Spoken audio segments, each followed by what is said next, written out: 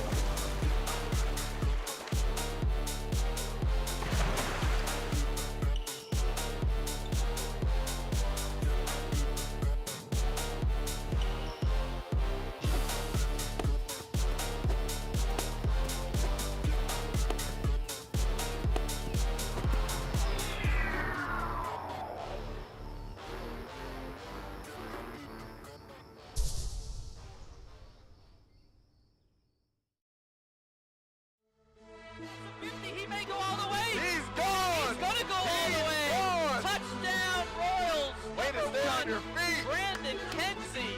Way to stay on your feet. With the amazing catch. Hello everyone and welcome back again. We are here at the Grosso-Parsons Sports Complex here at the Jungle for Friday Night Lights, and we are super excited for tonight's matchup, as earlier stated, between your Royals and a Guller Refrigerator.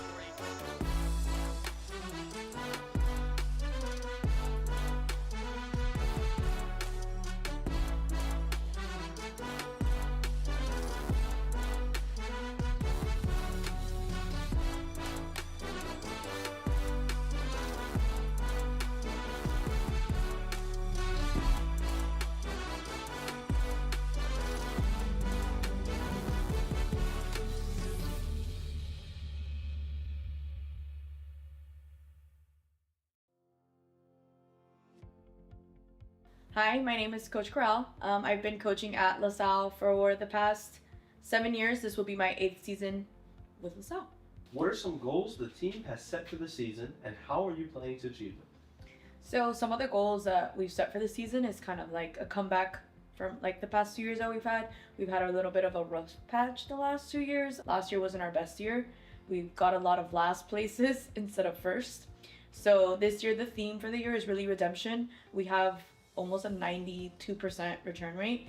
The girls who didn't come back are just girls who either transferred out or just no longer cheering. But, you know, the goal is to make a comeback and bring back, you know, a title back to Miami, back to LaSalle, and just, you know, get back on the map. Because, again, we got a lot of last place last year. And we were talking about it the other day where I was like, it's funny how they don't say in last place anymore. They'll just say the number, and, you know, it sucks because the kids know, we know, coaches know, we know what it feels like, but it sucks because you come back to school and everybody's like, oh, so how I go? We got last. Just, you know, the black and white of it. So, you know, the goals are to make a comeback, redeem ourselves, you know, show them that we can go back to back, we can win another national championship, we can win another state title. So by doing that, we've put in a lot of hours of work. We were in the weight room 2 to 3 times a week. We practiced 3 to 4 times a week in general for an hour and a half. We brought in a lot of special guests to come work with the kids. So a lot of stud coaches that come in to help work with the technique, the execution. I have a lot of connections in Miami, so I bring out my friends to come out and give us another eye. So, you know, working towards another championship is a lot of work. Like they say, it's not easy to get to the top, and once you're at the top, it's even harder. So, you know, that kind of ate us a little bit the last 2 years because we were at the top for so long. So, you know, looking to redeem ourselves this year. How do you feel going into this season? And as you previously said, you know, you're trying to get that redemption story. Are you more excited or nervous? I think I'm a little bit more excited than nervous. I feel like we have a really good group of kids. They all really like each other, and it's hard to get, you know, 18 girls to like each other because, you know, we're girls at the end of the day. But I feel like they have a really good bond. We have a lot of experience on our team. Everyone's competed. There's only one person's first time competing, and she's pretty much a natural. She walked in and kind of just picked it up, and she's, you know, she's a freshman, and she's gonna be a beast by the time she's a senior. So like you said, you've known, you know, the seniors for 4 years, but how do you build trust with your cheerleaders? I build trust by being a coach, but then also having that like friend role as well when I need to be. So if someone needs advice, I have an open door policy. Come and talk to me, whether it's about cheer, whether it's about your life, whether it's personal. Like, come talk to me, call me, you know, like just open up to me. But then know that I have like a switch where at practice I'm your coach. After practice, okay, yes, tell me about what you did on the weekend, like, you know, stuff like that. And I feel like that's one of the best things to build trust with your athletes, because they could trust you in and out of practice, which is something great, because I know that my kids sometimes will, now my graduating classes, they still reach out. Hey, we're in Miami, can we come see you? You know, and that's great. So I feel like that's building trust when you're able to build a relationship in and out of practice, in and off the competition floor. That helps them, you know, trust you and always, you know, kind of listen to what you have to say. Because, you know, you can butt heads with someone and I feel like you kind of just check out and you won't pay attention to them. So I feel like building that trust in and out of practice is what makes the team trust me and I trust them as a whole. What are you most focused on improving this year? So right now I'm more excited to improve on just our basic stunting. Just we've added a lot of hard skills. So I want to be able to execute those skills on the mat when we go and compete them. Last year we had hard skills also, but our execution wasn't very well. We didn't focus enough on them. So this year we've been focusing a lot on our technique and our execution, which is why we brought in different people to come and work with them. They appreciate when I bring people out that know about cheerleading and they come out and they help us. They gravitate towards that. So they do like when I bring people out. So one of the things that we're really working on is just the execution and the technique of everything. So when we do compete it's perfect. What does it take to become a cheerleader? Like values and physical strength and all that kind of stuff? It really doesn't take a lot to become a cheerleader. If you're open to learning, if you're open to adapting, if you're open, if you're coachable, it's pretty much what it takes to be a cheerleader. Like I said, we have a freshman on our team who has never done cheerleading a day in her life. She walked into tryouts, we put her in a position, and she was like, okay. And she took the correction, she asked questions, she looked at the veterans, she looked at the returners, she asked for help. You know, my biggest thing is always asking for help. I think people nowadays are afraid to ask for help because they feel like they need to do everything on their own. But my biggest thing is ask for help. Like, if you don't understand something, ask. Like, there's no such thing as a stupid question, and I really do tell anybody who's trying out for cheerleading, there's no such thing as a stupid question, because where your hand goes makes a difference. You know, what grip you use makes a difference. The way you squat makes a difference.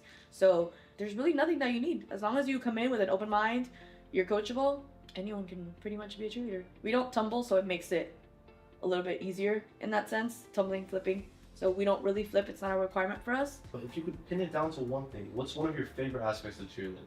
Whether we win or lose, at the end of the day, you always build a family.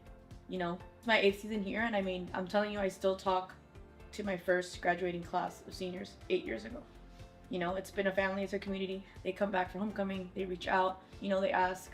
My daughter's 8, I started when she was turning 1 here. So they ask, oh, how's Camila? How's your daughter? She's big, you know? So that family aspect, even their parents still reach out. So it's just a reward at the end of getting, you know, that close knit of family. It's a sisterhood basically, since we're all girls. So the reward at the end is just having that family atmosphere at the end. Anishael, ALANSEHAEL number 2. Dorian Mallory, DORIANMALLARY, quarterback, 14. Henry Adam Jean Sr. HENRY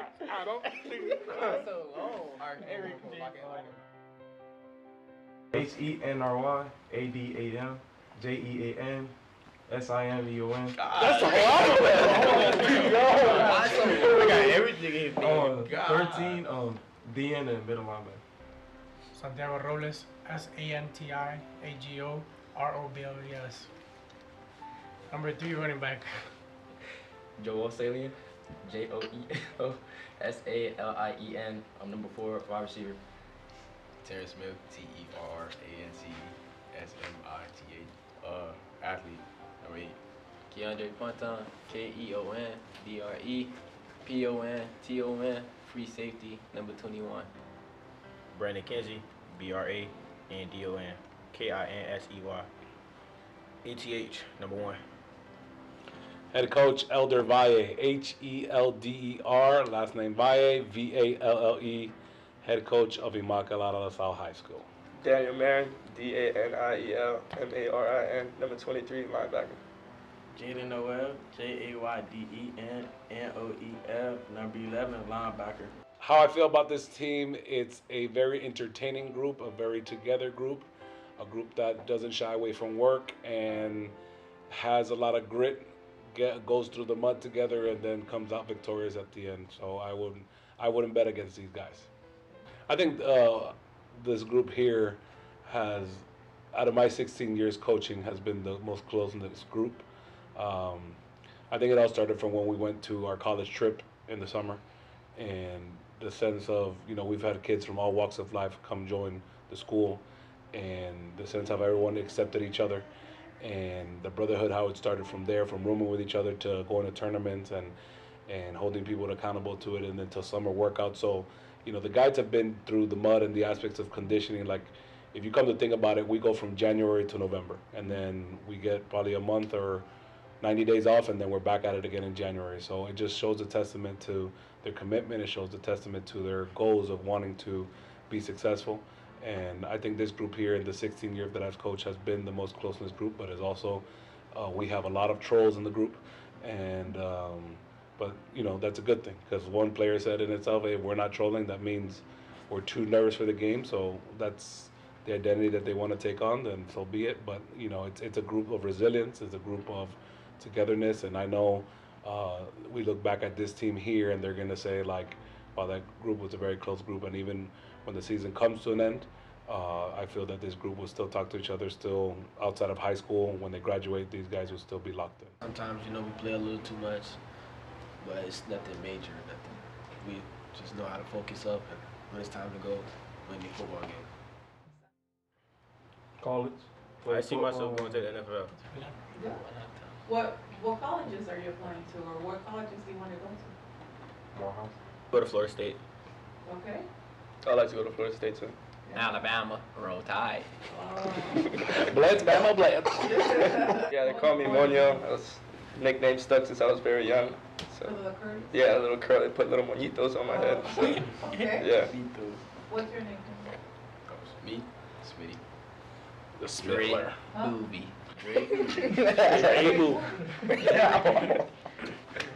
That sounded like Jay or Alien. Alien? Alien? What's This your one. nickname? Yeah, Come on, buddy. interrupt. My nickname is B. Tres leche. The Spanish Pito. Uh-oh. Uh-oh. DJ. I don't have Oh, Y'all need to give him a nickname. Say it. Look, my nickname is Minnie Little Mouse. Baby. little Babo. Monsignor. Coach, what's your nickname? A bunch of them. Thank you, guys. Thank you.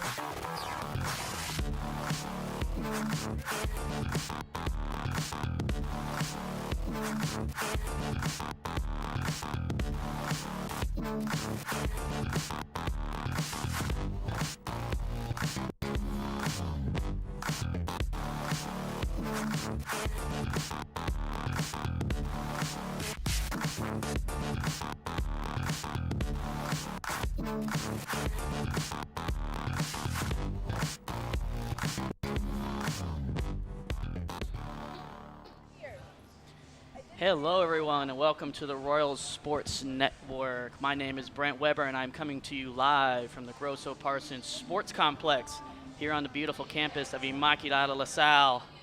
Playoff football, ladies and gentlemen. That is what we have on the slate for you tonight, as your Royals will be taking on Monsignor Pace in the second round of the regional tournament here at the Jungle.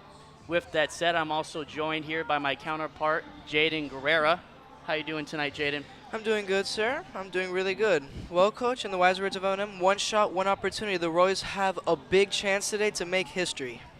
I agree. That they do. It's always big to have a home playoff game, especially here in the second round of the playoff, and we are looking forward to it. With that said, here at the 2024 FHSAA Football Championship Regional Tournament, sportsmanship is having pride in your school, your team, and yourself. Sportsmanship is having respect for the game and those who play it. The Florida High School Athletic Association reminds you to take on the responsibility of good sportsmanship, play strong, play hard, and play fair. Posting pictures from tonight's game on your social media accounts? If so, tag the FHSAA and retweet and share it. Follow the FHSAA on Twitter, Instagram, and Snapchat by searching for the FHSAA. You can also like us on Facebook at the www.facebook.com/FHSAA. On the site, you can keep up with the teams and people who strive to make Miami high school athletics in the state of Florida the best it can possibly be. That facebook.com/FHSAA once again.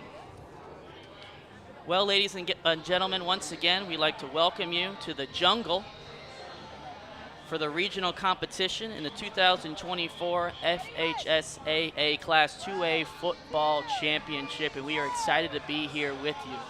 The FHSAA reminds you that interscholastic events are an extension of the classroom and that lessons are best learned when proper respect is accorded to all. I apologize. Please let your good sportsmanship show you as you watch tonight's game. This is a regional quarterfinal contest between the visiting Monsignor Pace Spartans and your Immaculata-La Royal Lions. The visiting team, Spartans, Jaden, have a record of 8-2, and they are coached by head coach Anthony Walker. He is in his third year, Jaden, so well-experienced head coach here coming in here, and a good team with an 8-2 record are the Spartans. Your Royals, ladies and gentlemen, as you should know, have a record of 10-1 and are coached by Helder Valle, and he is in his 6th year. Well, Jaden, you talked about one shot, one opportunity, and that definitely is what this is about tonight, as it is win or go home for your Royals football program. What else do you think is going to go into this game, and it's going to be the keys for some of your Royals to bring home this victory? Well, the key takeaway is defense. If the Royals are able to stop Mr. Sean Ponder from getting hot in the pocket and stuff, it's all barbecue chicken from there. We already have a barbecue chicken reference, ladies and gentlemen. We're excited about that. Talk a little more about the Spartans QB, because he is dynamic from what I've heard. Well, from what I've heard, last game against Ransom, he did pretty good, although their defense was the main part of that game. They forced, I think, more than 5 turnovers, I'm pretty sure. But still, there's going to be a lot of contact in this game. I agree, and we're looking for a wonderful matchup here tonight. Once again, we have the Pace Spartans against your Royals tonight here, ladies and gentlemen, at the Jungle. Second round of the playoffs on a beautiful, chilly night here. Chilly night for Miami, Jaden. We talked earlier about how Jaden's freezing, ladies and gentlemen. He's got that Miami blood, but that's okay. With that, it's about 10 minutes until kickoff, so we're going to let that time tick down a little bit further, and we will check back in with you once we get closer to kickoff. We will see you then.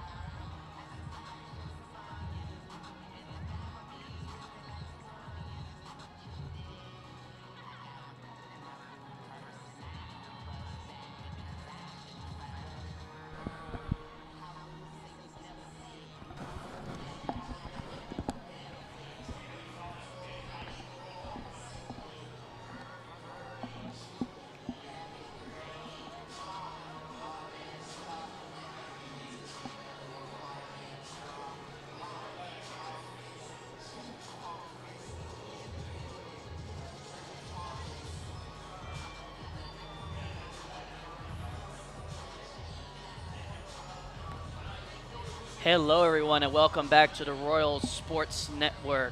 My name is Brent Weber, joined by Jaden Guerrera. We are here at the Jungle for the second round playoff matchup here at the 2024 FHSAA Football Championship Regional Tournament. As they get the pregame coin toss ready, the officials for today's game are associated with the GMAC in the city of Miami. The referees are Barry Simons. The umpire is Mario Miro. Head linesman is Jorge de Ramas. Line judge is David Evans. Back judge is Laner Nixon. Timer is Gary Gittleson. The field judge is Ariel Rodriguez. And the side judge is Robert Richardson.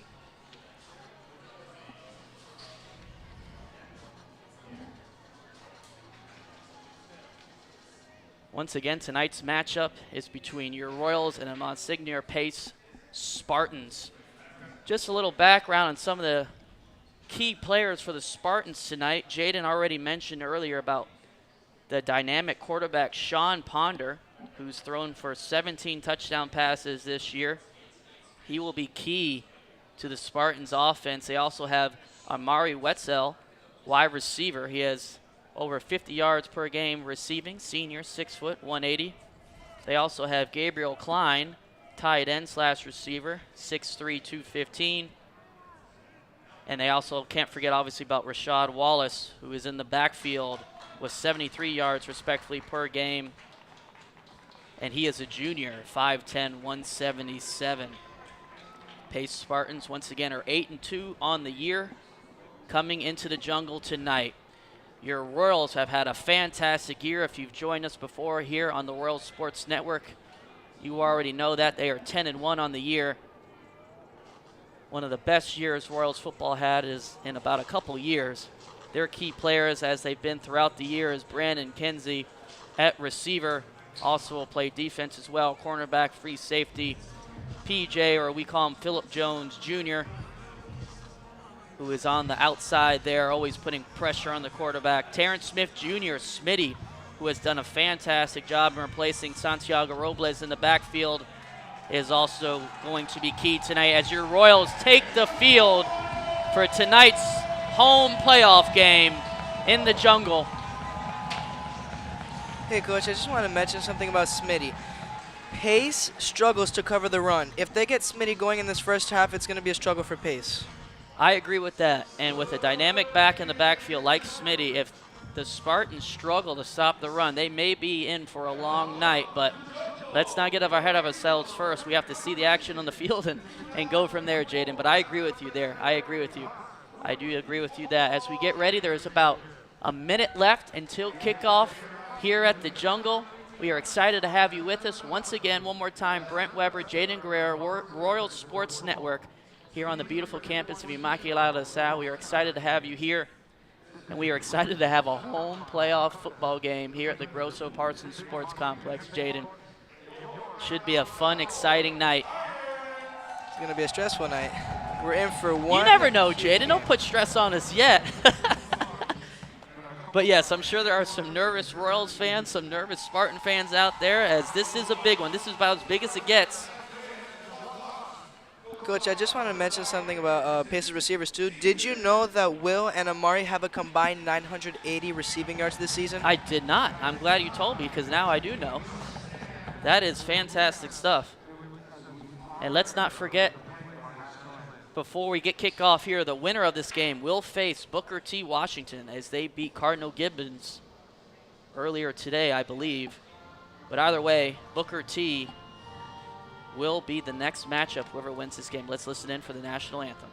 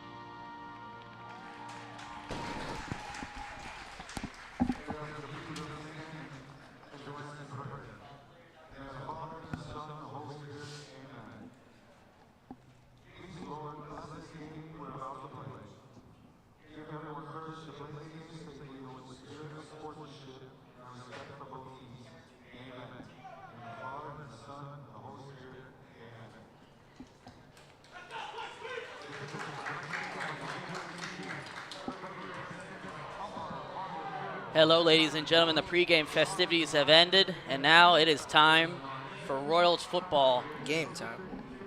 As the Spartans will receive the opening kickoff to this second round playoff here at home at the Jungle.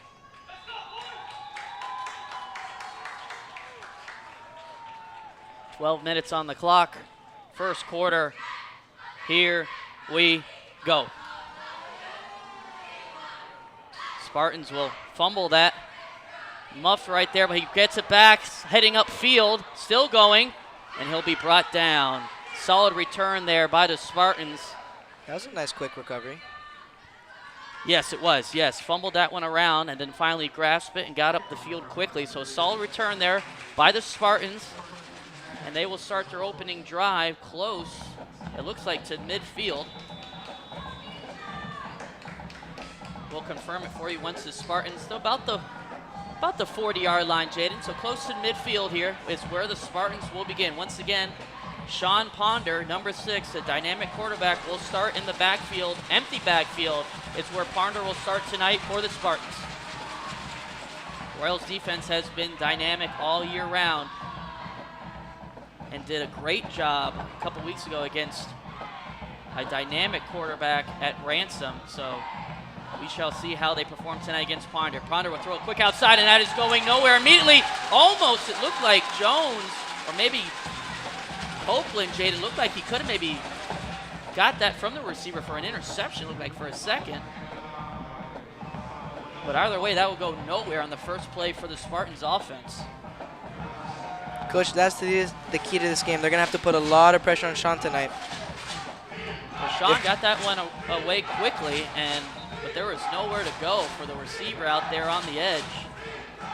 Did you see that, Jaden? It looked like he possibly could have. It looked like he could have got that ball away from that receiver there. I think it was Copeland on the outside. It could have been Jones as well, but almost just took it right out of his hands. Jones has been fantastic in the secondary for the Royals this year, as he has multiple interceptions, pick 6 on the year as well. He is a player to watch. Number 6, Tavares Jones, cornerback junior.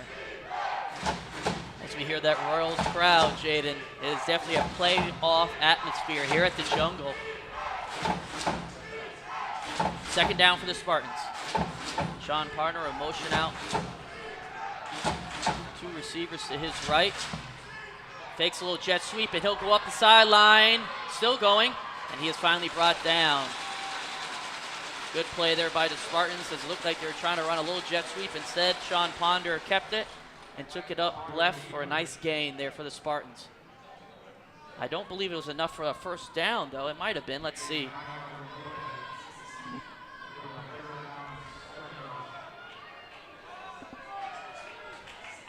You're going to try and go for the sack here. Yes, we spoke earlier about Phillip Jones Jr. You can see him right there on your screen. The dynamic edge rusher for the Royals. He will be bringing heat all night long tonight. Third down, Spartans. Big down here for the Royals defense if they can get off the field early and give the ball back to their offense. Or for the first time to their offense, I should say. Empty backfield again for Ponder. No runs at all to start this drive. Will it backfire on the Spartans? Seems like it will, as it looks like he did not get enough yards to get the first down. Jaden, the Spartans coming out super aggressive, as they do not run a single time right there, but obviously with Ponder being so dynamic this year, maybe that was the game plan. What did you think about that? Well, overall, I thought it was a very short run. He could have had a little pass right there, but instead he decided to keep it. If he passes it there, maybe has someone open, could grab more yardage, but who knows? Very aggressive, though, by the Spartans. 3 straight throws on the opening play. They had the little bubble screen outside, and then they had a little jet sweep. Maybe that was a design run for Ponder, so that could have been, I guess, considered a run. But then they are aggressive on third down and try to throw it again. Kenzie now, talk about aggressive. He has the ball, still going. Oh, he's still on his feet. Kenzie's headed towards the sideline. Fantastic return by Brandon Kenzie, as anytime he gets his hands on the ball, you have to keep your eyes on the field, and the Royals will have fantastic field position to start this on their first offensive possession. Now that is the definition of never giving up, Coach. That is very true. He must have heard you, Jaden, with your one shot, one opportunity reference earlier, as Kenzie is already making the most of this home playoff game opportunity. Coach, I'm going to make a little NFL reference here. Last game against Gulliver, we saw Dorian have a play style like Justin Fields. Right now, what we want him to play like is Mr. Unlimited. Russell Wilson, run the ball, pass it. We need both of those to win this. I agree with that. I agree. As Dorian Mallory is the starting quarterback for your Royals. He is dynamic on his feet. As you see already, he takes off. He is a wonderful runner. Had a huge game in the first round of the playoffs against Gulliver with over 200 yards rushing. But he can throw the ball as well, folks. Kind of reminds me of Lamar Jackson. Now that is a compliment, Jaden, but I agree. Dorian Mallory has played wonderfully here for the Royals since being implemented into this offense. Second down. Fakes. Mallory looking to throw. He's taking a deep shot. He's got a wide receiver out there. Ooh. Just broken up, looking for Kenzie. Nice play there by Davion Black, their cornerback for the Spartans, as it looked like Kenzie had a step. If he throws that ball just a bit deeper, I think he has him right He definitely had a step, yes. It looked like Kenzie had a step, but a wonderful play there by Davion Black, as he had nice recovery speed to get back there and deflect the ball. Davion Black, a junior, 5'11", 150. Also plays wide receiver, but he's getting the job done right there as a cornerback. Third down here for the Royals. Looks like they're trying to press up. Mallory throwing outside. He's got a wide receiver open. That's T.Y. T.Y. heading up the field towards the 30. Rips at the ball. Still going. It's T.Y. End zone ahead, folks. Touchdown, Royals. What a read by Dorian on that.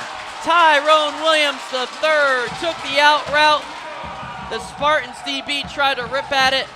Tyrone Williams stayed strong and took it all the way to the end zone, as your Royals are the first one on the board. 6-0 here at the Jungle. 8 minutes and 4 seconds. What an opening drive, Jaden, for your Royals offense. It looks like it's not done yet, as it looks like the Royals are going to go for 2 here.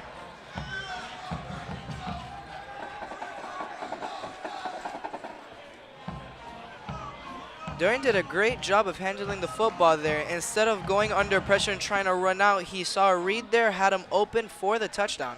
They go for 2. Mallory now running out of the pocket, outside. passes. It's intercepted. Oh. They'll need to get him to the ground, or this will, no. They're going to take it for a touchback. Okay, I'm not sure the high school rules. You may not be able to return that in high school. Obviously, in the college level, you could return that for 2 points, but the high school level, that was probably called dead. So the 2-point conversion is no good after the T.Y. touchdown, so your score will remain 6-0. 8 minutes, 4 seconds. What a wonderful, here in the first quarter, but a wonderful start for your Royals offense, Jaden, as the Royals take the ball to the end zone on the opening possession for their offense.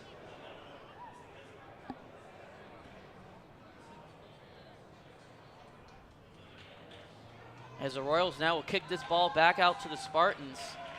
As the Spartans, on their first offensive possession, Jaden, looked a little discombobulated, in my opinion. Had a bubble route that didn't go for much. Then a QB scramble.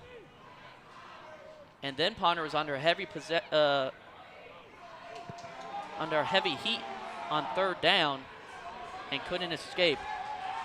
That is fielded deep in their own territory, and that will be brought down. Wonderful tackle there by Daniel Marin. Monio with the wonderful tackle, and the Spartans will start their possession deep in their own territory. That was fielded close to the 1-yard line. It looked like by Willie Anderson. As soon as he picked it up, Jaden, he had Royal defenders right in his face. Didn't have much of an opportunity to make anything out of that.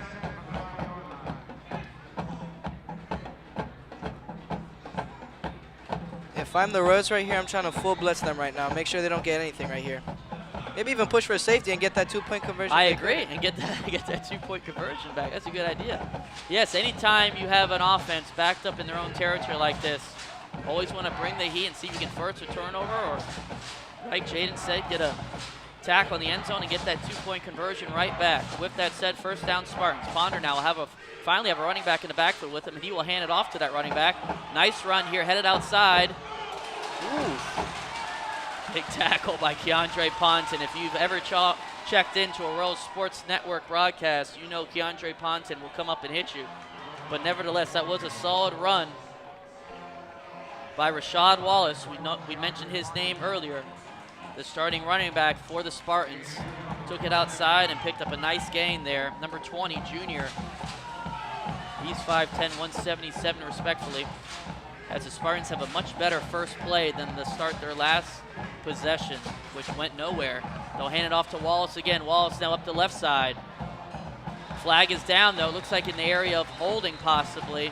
So we'll see, catch the penalty here, and we'll let you know. Coach, it looks like the Spartans' game plan is to try and rush the ball. Run it a lot. It wasn't on the first possession, but yes, I agree. On this second possession, it definitely has been. And actually, with that said, you are right, as they did still have a QB scramble in that first drive. It looked like they were trying to throw Jaden, but they did end up scrambling. So Jaden actually is right.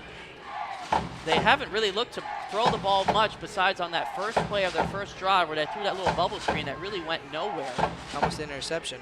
Almost, yes it was. So we'll see where the Spartans go from here. They've had 2 quality runs here with Wallace.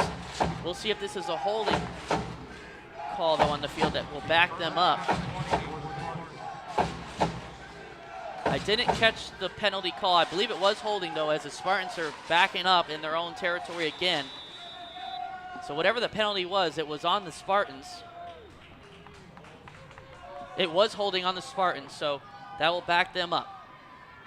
Ponder now, empty backfield again. There's a throw, good throw, spot on, shifty move, still on the move. Still up. As Finally Amari brought down. Wetzel, nice catch and run there, shifty move by Wetzel. We mentioned his name earlier in the broadcast as well, Jaden.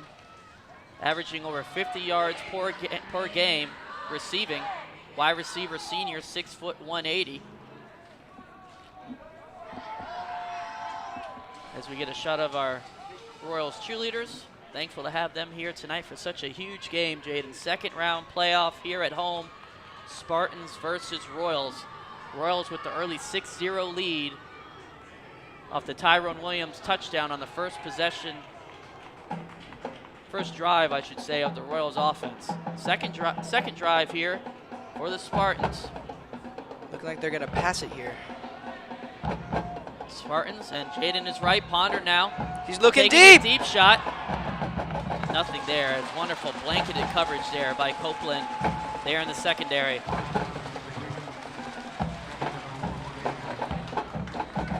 You have to be a brave soul, Jaden, to test this Royals secondary, as with Ponton back there, Jones, Copeland, Kenzie. There's a lot of athletes back there. Hello, everyone, and welcome back to the Royals Sports Network. My name is Brent Weber, joined by Jaden Guerrera. We're excited to have you here for the second round of the home playoff for your Royals. With that said, for the latest official news about Florida high school sports, including results of all rounds of the 2024 FHSAA Football Championships, visit FHSAA.com, the official website of Florida High School Athletic Association. That's www.fhsaa.com. Catch live, on-demand, post-season coverage of Florida high school sports. Once again, folks, at www.nfhsnetwork.com. Brought to you by the NFHS Network, the official online partner of, you guessed it, the FHSAA. Well, Jaden, we have a 6-0 lead here for the Royals. They haven't been able to get much of the pass game going. Looks like our defense is doing really good tonight. Yes, I agree. Like earlier stated, that Royals secondary is talented as they hand it up to Wallace. Wallace has been a key contributor for the Spartans so far. He has been the best offensive player, in my opinion, for the Spartans in this first quarter, as he has had multiple good runs. 3 consecutive good runs, really. One was unfortunately called back for the Spartans for a holding. But every time he's touched the ball, he has moved in a positive direction.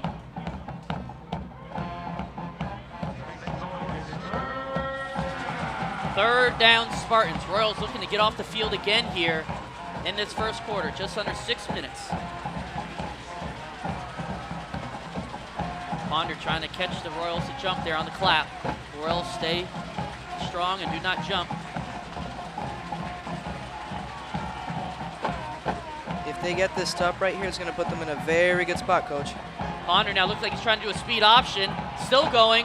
He'll pick up the first down and a little bit more.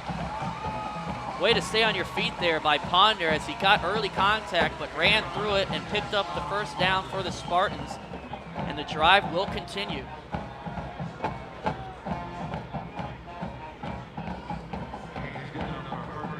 Yeah, for sure. It looks like their main focus here is trying to run. The last 2 times they've tried to pass, it's either almost resulted in a fumble or an interception.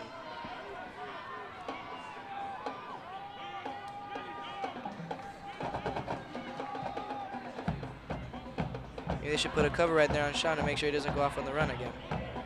He has been very good on his feet so far, Jaden. That he has. Throws a good ball, but he's been more effective with his feet. Oh, so there he far goes as again. Takes off again. Looking downfield. He's got a receiver open. Caught!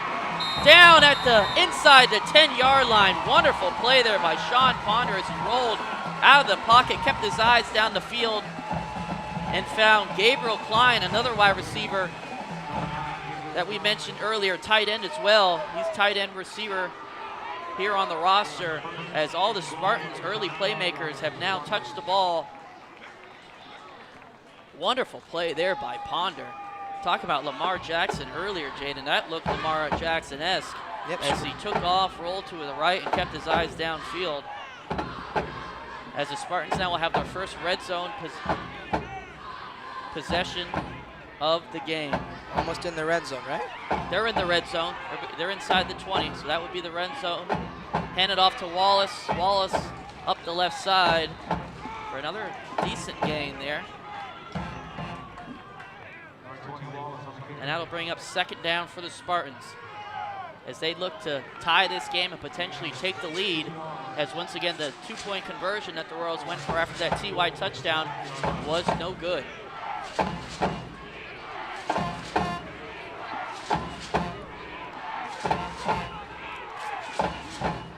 As we love to see a packed crowd, Jaden, for this home playoff game here at the Grosso-Parsons Sports Complex here on the beautiful campus of Immaculata-La. Brent Weber, Jaden Guerrero, World Sports Network.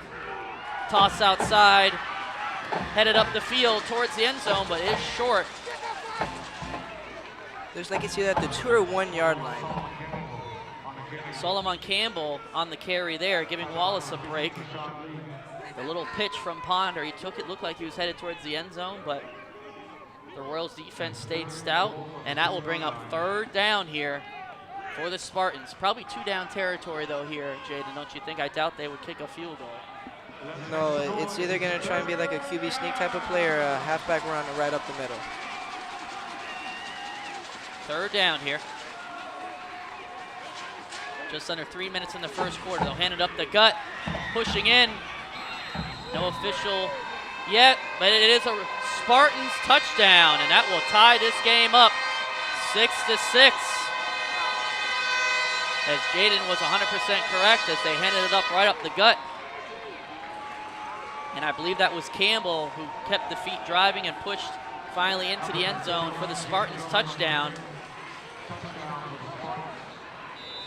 And it looks like will the trend of no kicks continue? No, it will not. The Spartans will choose to kick the extra point and try to take the 1-point lead here with 2:36 left in this first quarter, and the kick is up. No good. It is caught by Brandon Kenzie.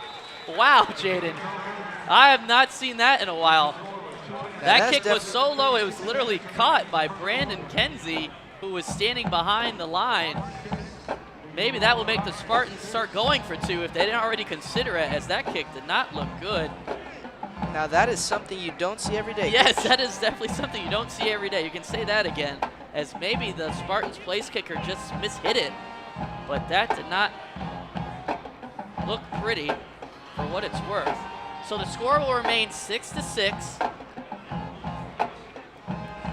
As we had 1 2-point conversion failed by the Royals, and then we had an extra point that was no good by the Spartans. And that is how we got 6-6. The Spartans with a strong drive there. A little bit of everything, run, pass. Ponder was the key there, also with Wallace there to get the Spartans in the end zone.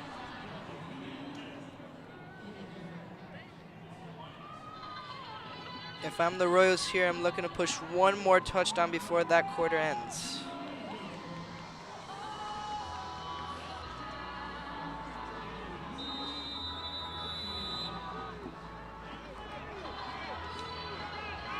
Two minutes, 36 seconds here in the first quarter. Once again, we'd like to thank you for joining us here on the Royal Sports Network, being brought to you by LTV. Brent Weber, Jaden Guerrero with you here at the Grosso-Parsons. I got Spartans on the mind, Jaden. You hear me? Grosso-Parsons Sports Complex. I do love the Spartans mascot, though, don't you, Jaden? It is very cool, helmet looking, red. Yeah, yeah.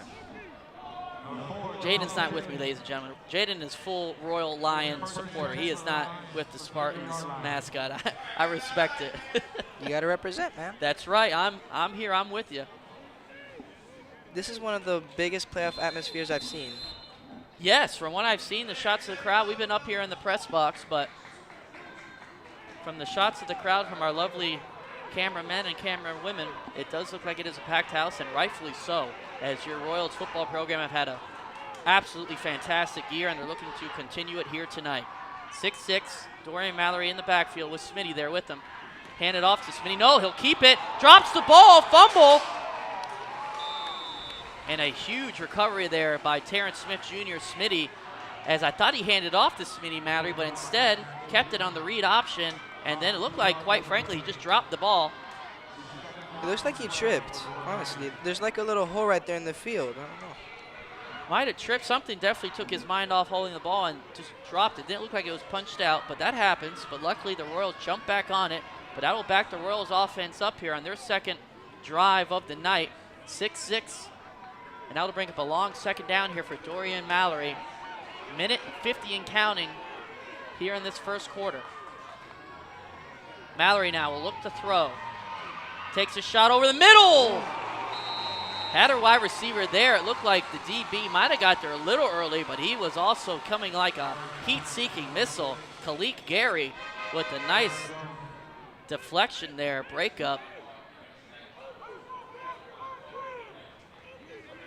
As the Spartans secondary, I've been very complimentary of the Royals secondary, and rightfully so, but it looks like the Spartans secondary is up to the test tonight as well, as other than that TY touchdown, they've had a couple good deflections here in the secondary, and that was a fantastic play by Gary, number 14. That'll bring up third down here for the Royals. Gonna have to pass it here. And it looks like there is a timeout on the field. So we welcome you back here in the press box. Brent Weber, Jaden Guerrero here with you on the Royal Sports Network. 6-6 is the score. Though we started scoring off with a TY touchdown, Tyrone Williams got in the end zone, and unfortunately the Royals went for two, and that conversion was no good. There was a pick in the end zone by Dorian Mallory, and then the Spartans just got done with a scoring drive of their own as Copeland ran it in from about the 1 yard line to tie this game up. Their extra point, which they did attempt to kick, was no good. So 6-6, a minute 40 here in the first quarter. Jaden, any thoughts on this first quarter and what's going on here? Well, clearly both teams are struggling on extra points. Yes. That's a big Conversions, thing. yes, for sure. For the first time ever, I saw someone receive a field goal. That was interesting. Yes. Overall, this game looks like it's going to be taken over by offense. See, like a battle of who can pass the ball, run the ball, who can be more aggressive in a sense. I agree. I agree with that. Talking about aggressiveness, the Royals will have to be aggressive here on this third down, as they have a ways to go after the fumble from Mallory on that first play. And he will not pick up that first down as he scrambles out to the right side, and he will be brought down, and that will be a 3 and out for the Spartans defense, just what they needed after that nice scoring drive put together by their offense, and their offense will get the ball back here.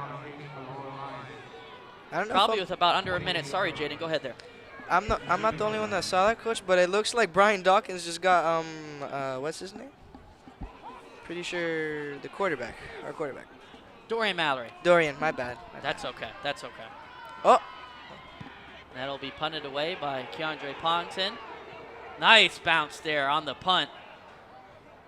That's that home field advantage right there coming through, as that punt was short but took a nice kick there, and looks like it got maybe to about the 48-yard line. on the punt. 51.8 seconds here left in the first quarter. 6-6 once again.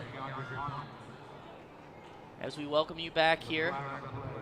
Beautiful night here, Jaden. We can't emphasize that enough. Beautiful night. When I was outside watching the pregame warm-ups, not a lick of wind in the air, and probably about 65 degrees to 70 degrees. So wonderful night for football. And we were excited to have you here on the Royal Sports Network, brought to you by LTV. We are here at the 2024 FHSAA Football Championships Regional Tournament, second round between the Monsignor Pace Spartans and your Immaculata-La Salle Royals. Coach, quite frankly here, I think that they're just going to run this clock out. I don't think they're going to want to risk anything or avoid getting an interception. True. Do have that second quarter coming up here, though, so either way, if they run the clock out, this second quarter is going to start. But I agree with you, Jaden, that there's no real reason to take a huge risk right here, as they have the Royals at a 6-6 tie, and their last possession was very well balanced with run and pass. So the Spartans got to feel like they're in a good spot, especially here on the road, Jaden. It's hard to play on the road, especially in the playoffs. And with this atmosphere, too. 100%. As Wallace is back on the carry, and nice move there by Wallace. Hit him with the little in and out dribble there. Sorry, I'm a basketball coach, ladies and gentlemen. Look, a little in and out there by Wallace. Wallace is looking very dynamic in this backfield so far to start this game. Once again, Rashad Wallace. He averages 73 yards per game. Only a junior as well. As there's the shot of the beautiful Grosso-Parsons Sports Complex, and Jaden is right. It is a packed house. As I said earlier, rightfully so. These boys for LaSalle have put in a fantastic year, going 10-1, and it's nice to see a full house here to support them. Second down here for the Spartans. Hand off to Wallace again. Wallace is the workhorse right now. He's still moving. Look at Wallace. Keeps the feet driving, fighting for every yard there. That is amazing determination. Yes, he is determined tonight.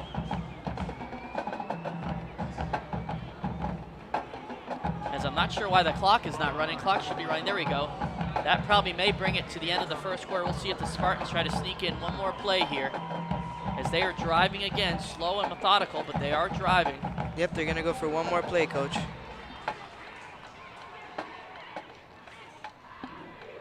Maybe try to get a hard count here on the Royals. We'll see. 18 seconds and counting. They will snap it. Hand it off to Wallace again. Wallace bounces it outside again. Still going. Wow, Wallace has great vision, Jaden, as he takes that up the middle, saw that there was space on the outside, hit the little in and out dribble again in football terms, and bounced it outside. Wonderful run there by Wallace. 6 seconds left on the clock. Might run it one more time. 6 seconds, and he did get out of bounds. They will have to run one more play here. This will be the last play of the first quarter, I should say. Still a 6-6 tie here. If you're just joining us, Royals took the lead with a TY touchdown. No good in the two-point conversion, and the Spartans have responded with a long drive.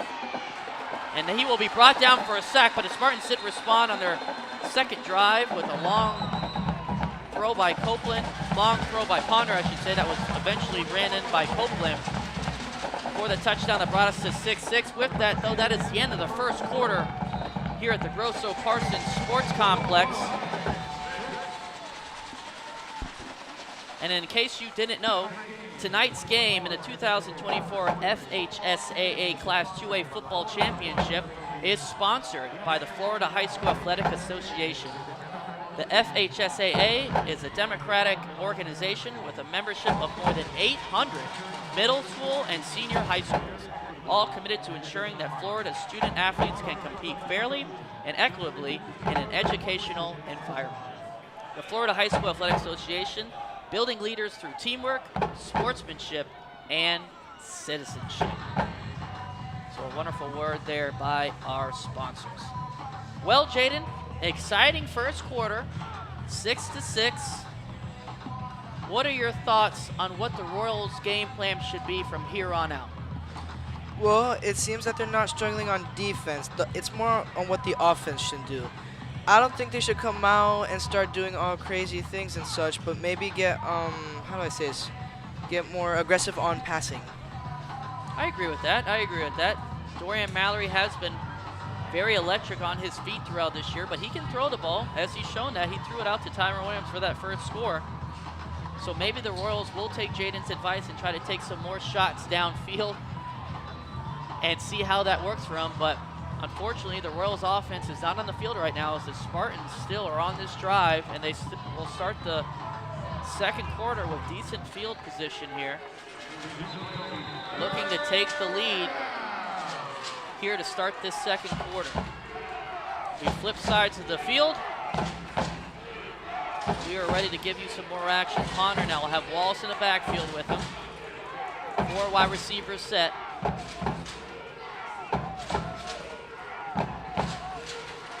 Ponder will throw on this one. Taking a deep shot.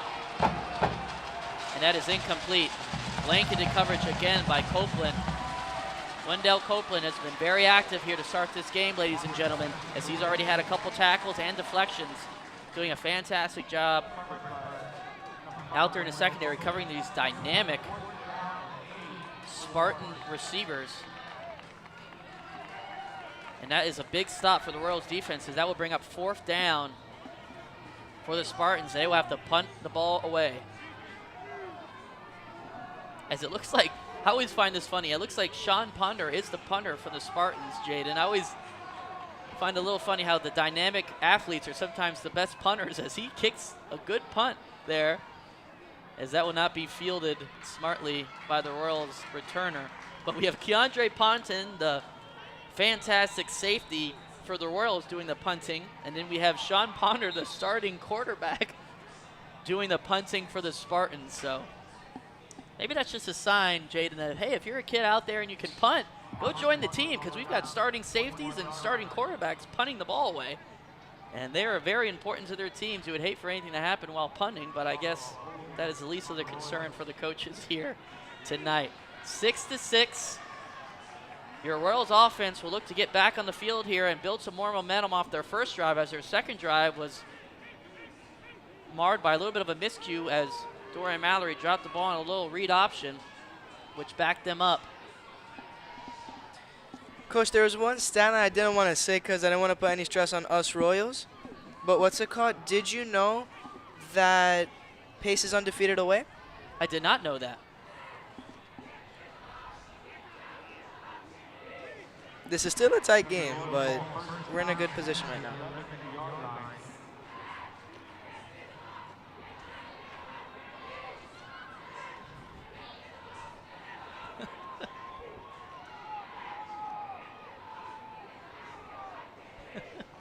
$11:41 left in the second quarter.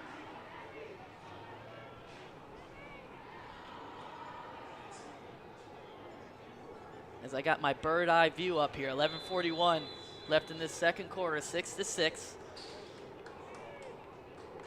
As we'll see if the Royals offense takes Jaden's advice here, maybe throws this ball around a little more. They will keep it on the ground there for Dorian Mallory. Short gain up the right side of the line there. That'll bring up 2nd down here for the Royals.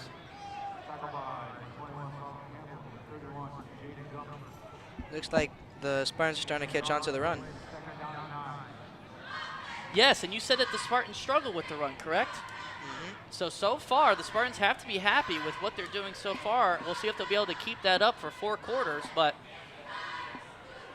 I'm sure part of their game plan was high emphasis on run stopping, as they had to have known, of course, about Dorian Mallory's rushing capabilities, along with Terrence Smith Jr. Empty backfield. Dorian Mallory throw it outside. That ball is caught. Big hit there. As it might have fallen incomplete, actually. It looked like, from my viewpoint, that Kenzie brought it in, but either way, there was an immediate contact, and it'll be for no gain. As I'm telling you, folks, these Spartans cornerbacks and safeties are on one tonight. Third down now for the Royals. Offenses were moving here, but now they've hit a little bit of a standstill as it's still 6-6. And the Royals have quite a bit to go, but they'll get a little bit of help from the Spartans defensive line as we have a jump there. That will be an encroachment offsides on the Spartans, or at least it should be. And that will help the Royals get a little bit closer on this third down. So we'll wait for the official call, but that should be offsides on the Spartans. So that will bring the Royals closer here on this pivotal third down, as their previous couple offensive possessions have not gone anywhere after that dynamic first offensive possession that ended up in the TY touchdown. I believe it was offside, so they should have moved that ball up. Dorian Mallory now nevertheless throws it outside. That ball is caught in a huge hit. Black on the hit, but a penalty flag on the play. This may be targeting or unnecessary roughness, as there was a huge hit on Terrence Smith Jr. We'll see what the penalty is. I saw the flag come out late as we have a timeout on the field. Well, Coach, a couple of weeks ago I saw a similar play with UM against another team. As the running back was running up right up by the O-line, what happened was that he was turning, trying to juke the defender, and what happens is that he laid a huge hit on him, but it was right after he turned, and it was considered targeting. Here, I think it might be unnecessary roughness. I don't see it that in any way targeting. We shall see. I believe I heard from our PA announcer that it was unnecessary roughness. With that, good sports programs need good officials. You can stay connected to the interscholastic competition by becoming an FHSAA contest official. There's a need for officials at all levels in all sports. You can help fill those needs. We invite you to join the thousands of men and women in the FHSAA contest official programs, who play vital roles in the integrity of the interscholastic competition. If you're interested, contact the Florida High School Athletic Association office in Gainesville, or visit the official's website and become at becomeanofficial.org. Once again, that official website is at becomeanofficial.org.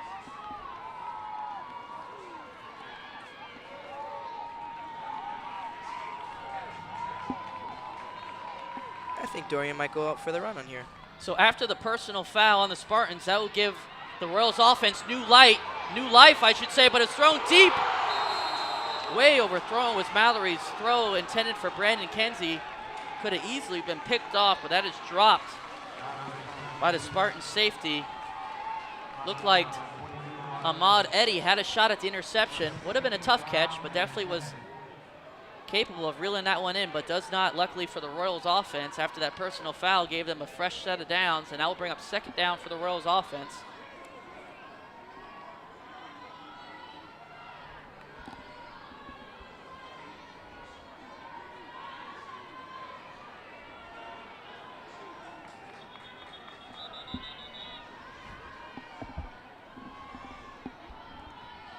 As we have an official's timeout on the field, looks like an official is sending Terrence Smith Jr. to the sideline, as it looks like that might be an equipment issue. Once again, we've said once or twice during some of our broadcasts, as at the high school level, folks, they want these kids to keep the knee pads over the knee. Of course, at the collegiate level and obviously the NFL, you do not have to have your pads over your knees. But here at the high school level, they definitely want you to have those pads over your knees. So that might have been one of those situations. Dorian Mallory doesn't care about that, though, as he takes off up the middle. Fantastic run there by Dorian Mallory for a huge gain. As Terrence Smith Jr. must have taken care of that equipment issue, and he is back on the field. But a huge run there, and exactly what the Royals offense needed, as Dorian Mallory took the ball up the middle. And we got to see his Lamar Jackson-esque run there, Jaden. So what a run there by Dorian Mallory, and getting this Royals offense moving again, which hit a little bit of a standstill. But they are moving now, as I believe that's Smitty on the carry, Smith Jr. And it is short gain, but moving in the right direction, as we are under 9 minutes here in the second quarter. Score is still 6-6 here at the Grosso-Parsons Sports Complex. It looks like the Royals are starting to get their running game going now. Yes, they are. Because that was a huge run by Dorian Mallory to get this Royal offense some momentum.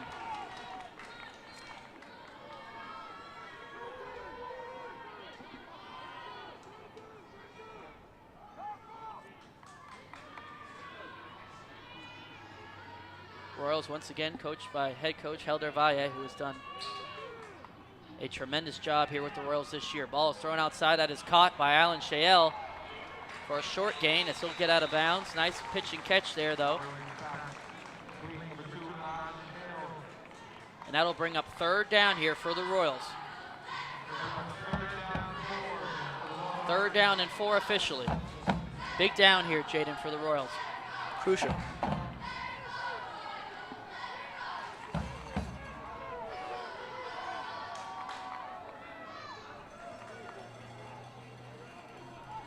Mallory in the shotgun with Smith Jr. beside him.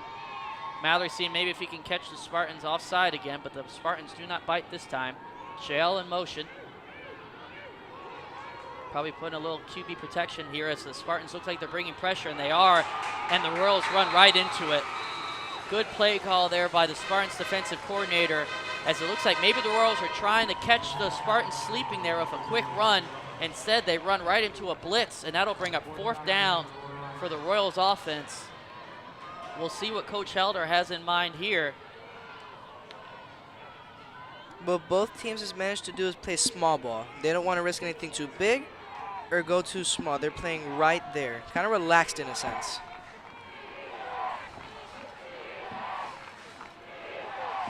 As Jaden, it looks like the Royals are going to keep the offense on the field. This is very aggressive here by Coach Helder, as they are not even at the 50 yet.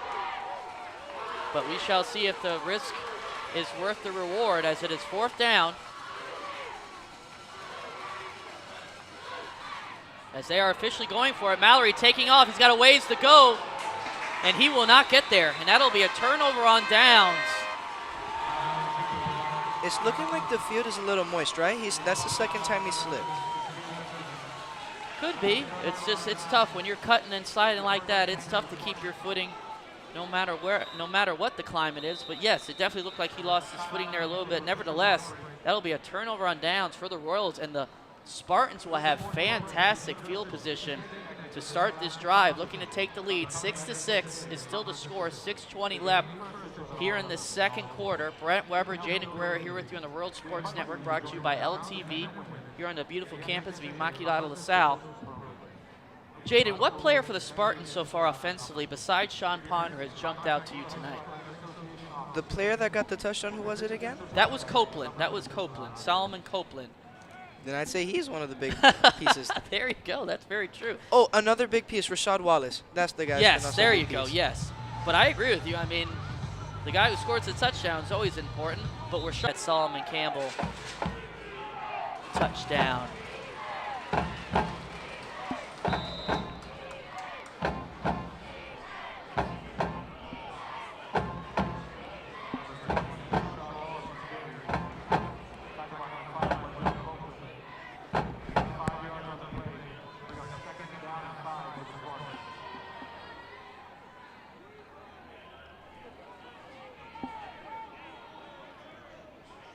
As we welcome you back, we're sorry if you maybe have lost picture there for a couple seconds, but we are back.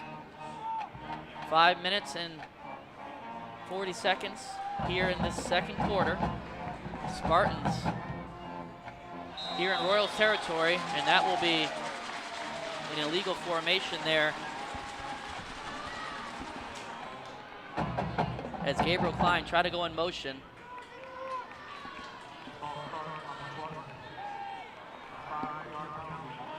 That will back up the Spartans offense with the illegal motion. Been a very low-scoring game for sure. That it has. And from the first quarter, the first couple possessions of the offenses, you didn't think it was going to be a low-scoring game. But the offenses have plateaued here a little bit. But the Spartans have good field position here, so we'll see if they can make anything out of this, as we are creeping in on halftime here. We're at the Jungle, home playoff game, regional tournament, 2024 FHSAA tournament. Ponder now throws it outside. What a hit. Nice tackle there by Jones, as he was there quickly.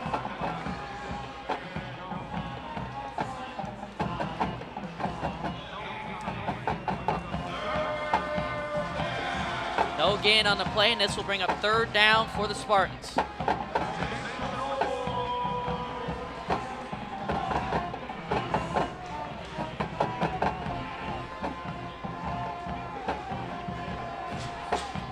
Ponder will be in the shotgun as he has been all night.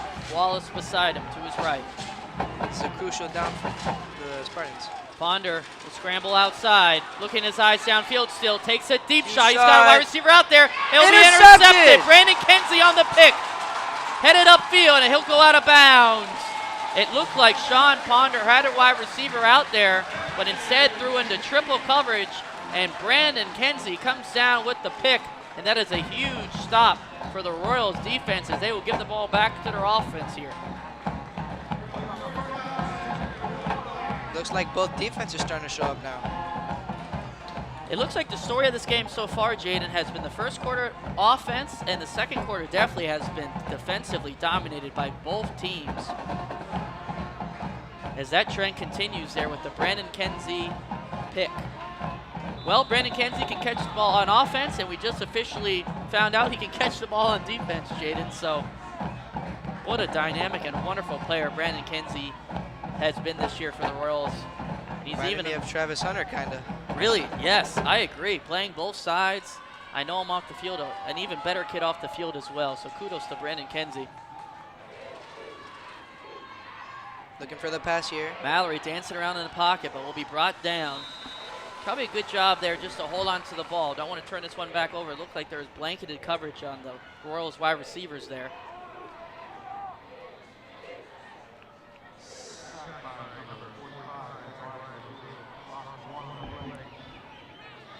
The clock is winding down to 3 minutes, still a tie game.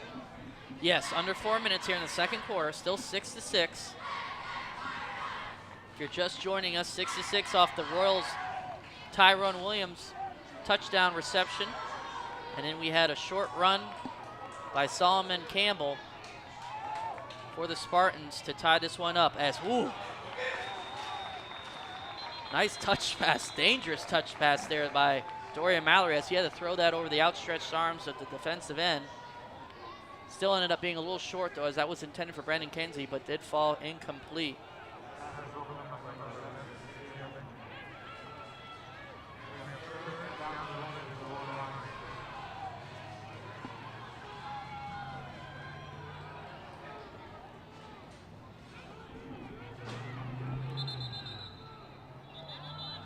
Third down for the Spartans now. Crucial down. And there is a timeout on the field as we welcome you back here on the World Sports Network. Brent Weber, Jaden Guerrera, we are super excited to have you here joining us. 6-6. We've talked a lot about how we've gotten to this point. Jaden, if you were now the Royals defense here, or the Royals offense, I should say, what would be your play here on this third down? Zone coverage. Well, we're on offense. We're on offense. Royals offense, I said. Oh, my bad. You're okay. Well, if I'm coming on offense here, I'm trying to get one more touchdown.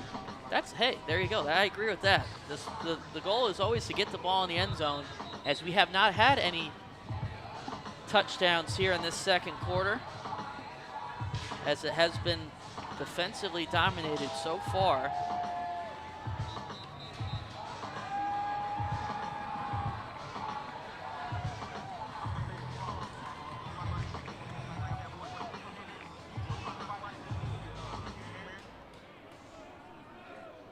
Third down here for the Royals offense after the Brandon Kenzie pick, which halted the Spartans' drive. But the Royals have a ways to go here to pick up this first down. Empty backfield for Mallory. Mallory looking outside under heavy pressure again. He'll take off, has an alley, still going. He is close to that first down marker, but I don't believe he got enough, Jaden. We shall wait for the mark.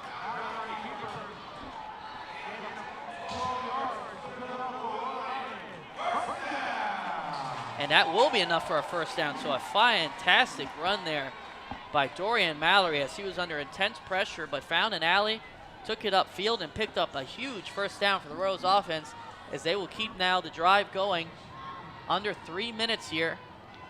Still 6-6. They're approaching the 2-minute warning here. Yes, there's no 2-minute warning in high school, Jaden, but yes, 2 minutes. They're getting the dos minutos. But Jaden is right. Whenever you get to that 2 minutes, you have to pick up the pace. As Mallory's picking up the pace, running outside, taking a deep shot. Looks like there's contact, and there is. That'll be a defensive PI as Alan Shael was out there. Well, the referees will discuss, but that looks like it should be a pass interference call on the Spartans DB. It looked like he pushed him way before the ball got there, so I think the call's right here. As we wait for the call on the field, but that looked like defensive PI, ladies and gentlemen, from our viewpoint, as Alan Shael looked like he had a step and was tripped up.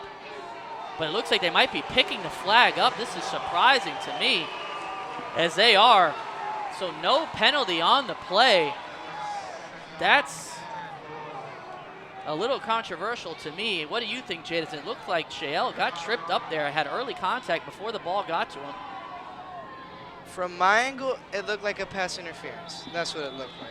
It looked like he pushed him way before he even had a chance to get the ball. I agree with Jaden on that one, but the Zebras are in charge, and they say no penalty, so that will bring up 2nd down again for the Royals.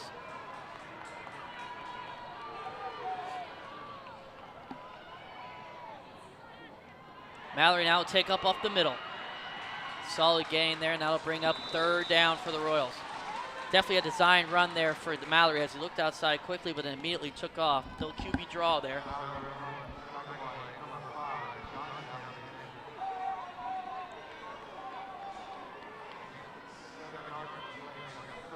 Gain of 7 on that one for Mallory. That'll bring up 3rd down here for the Royals. I think the Royals should pass it here and maybe get into better yardage right here to maybe end the quarter with the field goal or even go for a touchdown. Who knows? They just want to get the lead here. That's the goal. Get the lead. Yes, the lead going into halftime would be preferred here for the Royals as they hand it off to Smitty, trying to pick up another 3rd down on the ground, and I think they may have got this one. They tried that last time, and unfortunately were stuffed. But I think that was enough for the 1st down.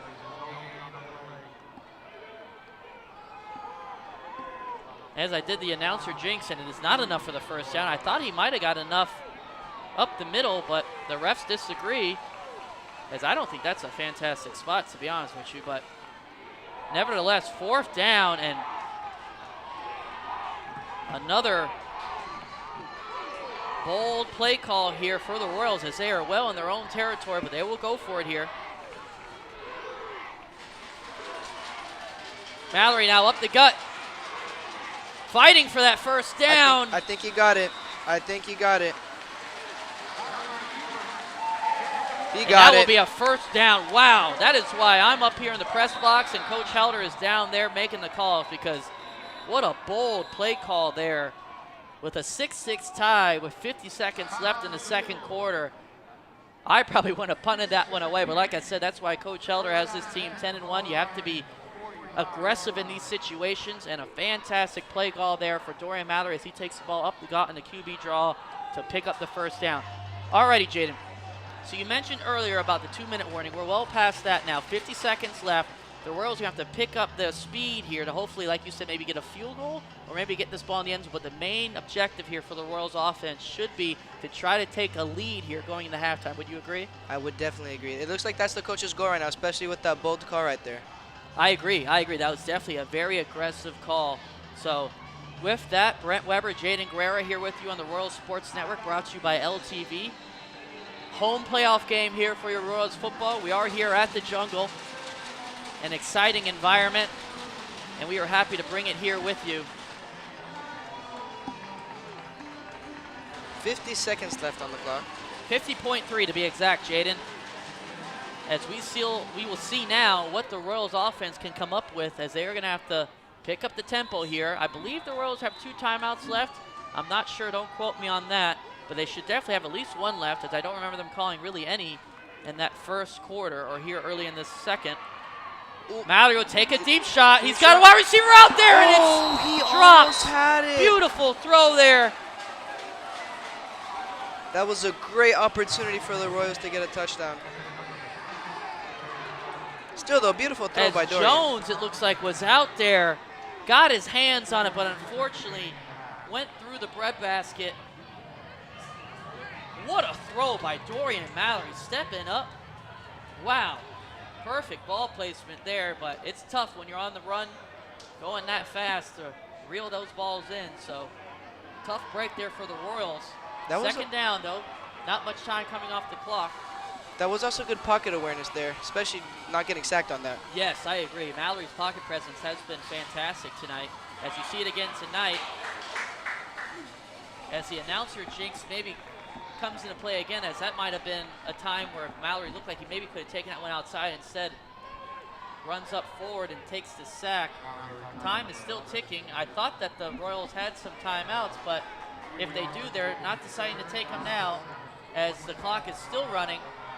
Looks like the Royals may take this ball game into halftime with a 6-6 tie. It's going to be a Hail Mary right here. Mallory now, and he will be brought down for a sack, and that will be the final play here of the second quarter as we will go into halftime with the score of 6-6. Tie ball game. Exciting action, Jackson. As Jaden, as I think what we described earlier as we welcome you back here in the press box is the best way to say it. The first quarter was definitely more offensively, but wow, that second quarter was defensively dominated, Jaden. For sure, for sure. It really, really was. Well, we welcome you, like we said, back in the press box. Brent Weber, Jaden Guerrero here with you on the Royal Sports Network, brought to you by LTV. With that, here comes the hustle. Our game ball tonight is brought to us by Wilson Sporting Goods. The Wilson GST football is the official football of the Florida High School Football State Championships. Wilson has an unwavering commitment to the game. Their dedication and drive fuels the game of football on high school fields and professional stadiums nationwide. From our hands to yours, the Wilson GST football, play what the pros play with. Do you have a Wilson GST football, Jaden? Nope. Well, you need to go out there and get one, as that is what the pros play with. We also, Champion has a ring to it. Herb Jones is the official championship partner of the Florida High School Athletic Association. Every season has a story. Let Herb Jones help celebrate yours with an official championship ring. Visit champsforever.com to learn more. Those Herb Jones, Jaden, are very nice. They are. I was a part, I should say, of a state championship basketball team in Mississippi a couple of years ago, and we got our rings, and they definitely have a nice shine to it. So definitely shout out to Herb Jones, as they do a fantastic job of everything they do. Well, folks, with that, we have 16 minutes on the clock here in halftime. The score is 6-6 officially. We will catch back with you once the second half begins. Brent Weber, Jaden Guerrero here with you on the Royal Sports Network. We shall see you soon.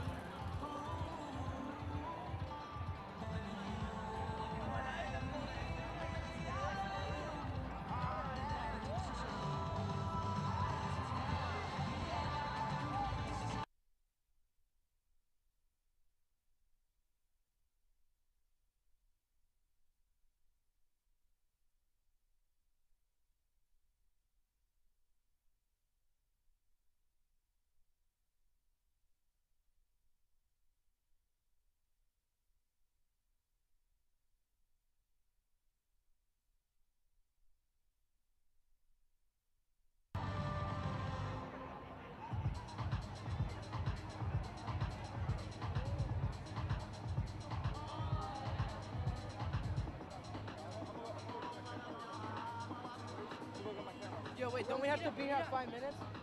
Bro, we need to have an ID for If there is any. Oh, coño. No, like, we're gonna make it.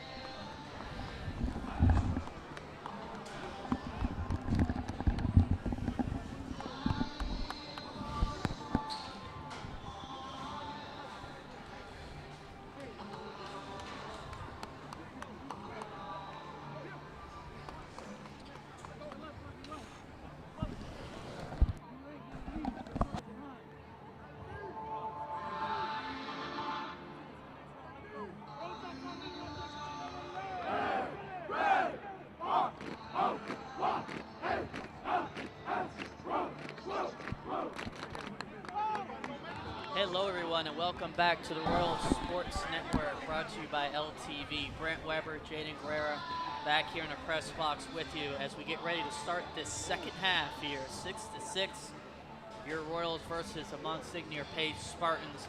But before we get back to the action, hey fans, it's your team, it's your time, so why not save time and avoid the hassle of waiting in line? No need for cash. Buy your tickets online at gofan.com. That's gofan.com. GoFan is the official online ticketing provider of the FHSAA, so make sure to go to gofan.com for all your ticketing needs. Well, Jaden, what are your keys here for the second half for the Royals to bring out a victory here at this home playoff game, second round? I mean, it seems like defense hasn't been a problem. If I'm being honest with you, I think the offense has to pick it up a little. I agree. That second half was a struggle for both the Royals offense and the Spartan offense, as neither teams could get anything really going. As the Spartans had a little bit of an alley there as they had the turnover on downs for the Royals, but then they ended up throwing a pick to Brandon Kinsey, and that halted that in a quick way. And then the Royals got the ball back, had a dynamic run by Dorian Mallory, but couldn't make anything out of it. And that is why we are here at a standstill, 6-6. Getting ready to start this third quarter.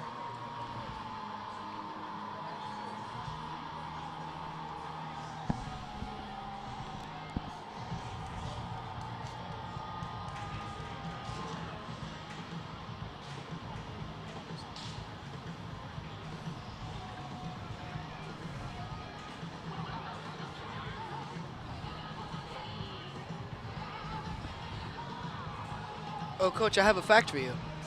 Lay it on me. Last week against Ransom for their playoff game, it was 10-16 at halftime. Very close game, just as it is now. But after the halftime came, they took complete advantage of Ransom and started going insane. So that is very true. That would be something to know. It was a tie ball game against Ransom for your Royals, and in the second half, the Royals came out in a huge way and ended up dominating that ball game. That is very true. Before we get this kickoff, though, I want to thank everyone for joining us as we once again are being brought to you by LTV. I was told here at the halftime that we had over 900 people at one point tuning in. I even hear we have people from Ukraine tuning in, so a wonderful turnout. And we are super thankful to be here bringing you this game here at the Grosso-Parsons Sports Complex on a beautiful night, a brisk night if you're from Miami. But I don't know about you, I feel like it's beautiful outside. Not a drop of wind, probably in about 65 to 70 degrees. Beautiful night for high school football. Friday night lights. We're hoping it's not the last one for your Royals. A thing to note for you folks, I took a ride outside and I looked at the field, and one thing I noticed was that it was moist. If you see quarterbacks or players slipping on there, that could be a main reason why. That is a key little asterisk here, so keep an eye on that. As we have the second half kickoff. And that looks like it's almost fielded by two Royals, ended up in the hands of Copeland, and he'll take it up for a nice gain, close to 40. Alrighty, Jaden, well, Dorian Mather would take the field again here. Played a solid first half. But I'm sure for his standards, he is expecting here to try to explode this offense here in the second half and take this victory home for a matchup against Booker T. Washington in the next round. So we shall see what Dorian Mallory has in his bag to start this third quarter. 11:54 on the clock. And it'll be first down Royals near the 40-yard line after the boot. One thing I noticed, Coach, is that not only did Pace do this, but both teams in the second half of their playoff games is when they start to take advantage. With that, Smitty starts off the drive with a solid gain as he runs outside left. Looks like he might have been pushed out of bounds late there, but nevertheless, a solid gain, a solid run to start this first Royals offensive drive to start the third quarter. As the Royals need to get a little bit more from Terrence Smith Jr., as he has been a dynamic player for them all year long. And he was trying to find yards in that first half, but that was definitely his best run of the night so far.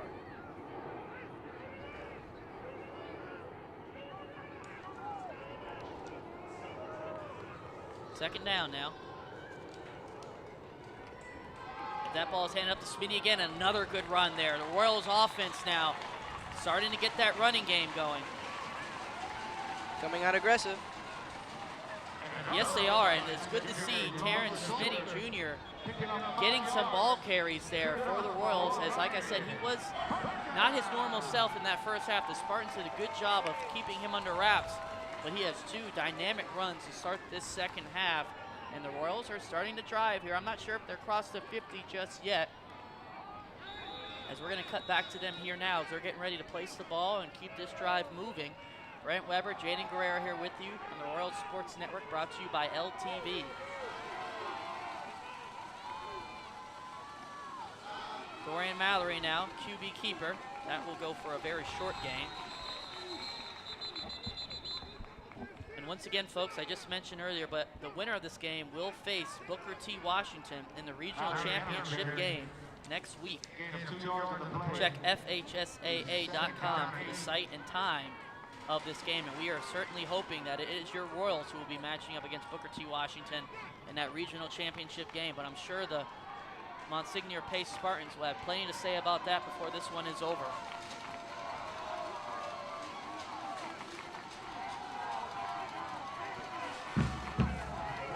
Second down for the Royals. Looks like the energy has been brought up now in the second half. Another QB keeper by Mallory, taking it outside. Wow, it is hard to get outside on this Spartan defense as they have a lot of speed there on the edge. As it looked like Mallory had a little bit of an outlet there, but was quickly swallowed up there by that Spartans defense.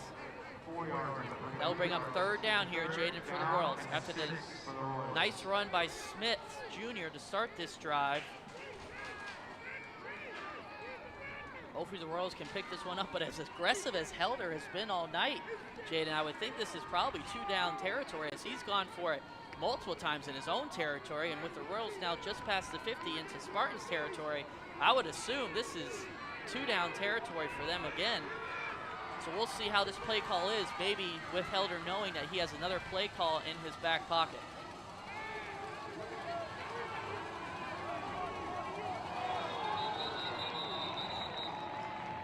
And that play call will get a little more dynamic as the Royals offensive line may have flinched there and maybe a false start and will back up the Royals offense, and that is what the call is. So they'll back up 5 yards with the false start, and this third down got a little bit more complicated with that penalty.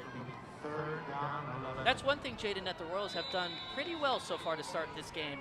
No penalties. They've had, I think, a couple, but definitely not any big ones, as the Spartans had that PI that was picked up, but they also had a personal foul call. They had one illegal formation and an offsides. The Royals have done a good job with trying to stay penalty-free in this playoff game. But that one will go on the Royals for a false start. Third down. Gonna have to go for a pass here. Mallory now will look to pass. Under pressure again, takes off. Up the right side, still going. Takes a nice gain up the right side. Boy, he is under pressure immediately, as I'm sure that was a play call. We've had a couple of design runs called for Mallory. As you can tell, he takes a quick look outside and immediately takes off. But from the look of that one, that was a play call for a throw, but there was just such immediate pressure that he had to take off. And Coach Helder will not try his luck on this one, as he will punt this one away. You got to keep it safe, Coach. Well, I agree, but Helder's been super aggressive tonight, but he'll punt this one away. Looks like he almost tried to take off with Keandre Ponton, and that is fielded by Alan Shael. Not sure why Shael fielded that, as that ball might have rolled a little more. Maybe there was a miscommunication that he thought that was a loose ball. But Keandre looked like he was about to take off there on the fake punt, which he did wonderfully against Ransom a couple weeks ago, but instead punted it away, and then Alan Shael, I think maybe thinking that was a loose ball, Jaden, jumped on that one, but that ball easily could have rolled a couple more yards, I think, for the Royals. But nevertheless, it is Spartans' ball as they look to take the lead here. 10 minutes and 26 seconds left in this third quarter. We'll see what Sean Ponder has in his bag to start this second half.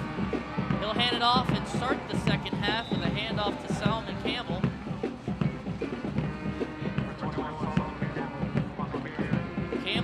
touchdown carry and the only score of the night for the Spartans early in that first quarter, what brought us to this 6-6 tie that we still are at. As we get a shot of our wonderful Salle band, who has been here with us every home game this year, so we thank you.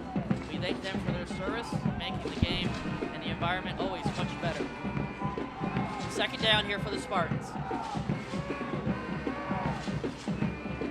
He's going to take it. Take off now. Outside, still going is Ponder, and he'll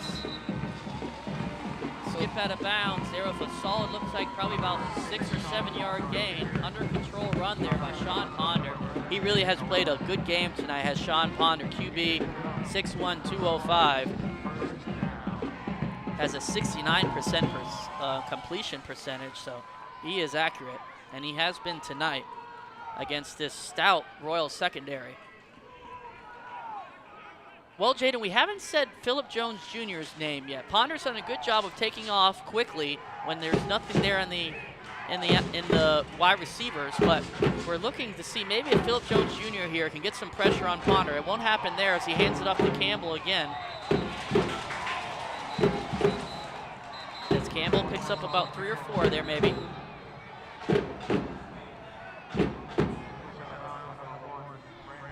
I think the Spartans are going to try to have the same tempo as the Royals right here. Try and be aggressive with that run.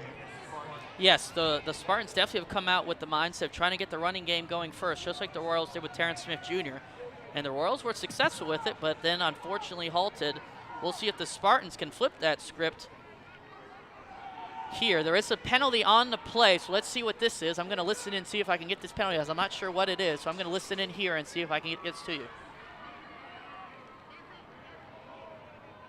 9:32 here in this third quarter. It looks like it is on the Spartans, as the Spartans are the one who are retreating. 10-yard penalty is what I heard. I did not hear the infraction, but it is a 10-yard penalty on the Spartans, so that will back them up. We just talked, Jaden, a little bit about penalties and how it's hurt the Spartans a little bit more, in my opinion, tonight than the Royals, and that goes right again on the Spartans and will back them up after a solid run by Campbell. The Royals should take advantage of this right here. I think they should try and go for the sack or the stop on the run right here. First down for the Spartans after the penalty. Ponder now, looking to throw. Has a wide receiver open, that will be caught. Still going. Nice catch and throw there, as that is Wetzel on the catch. Pitch and catch there, as Wetzel had no one around him on the catch. And that was a solid pickup on first down for the Spartans after the penalty.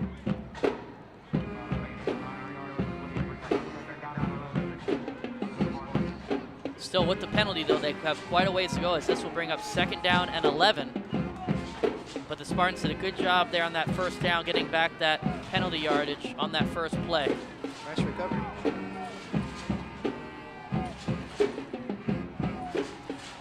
Second down.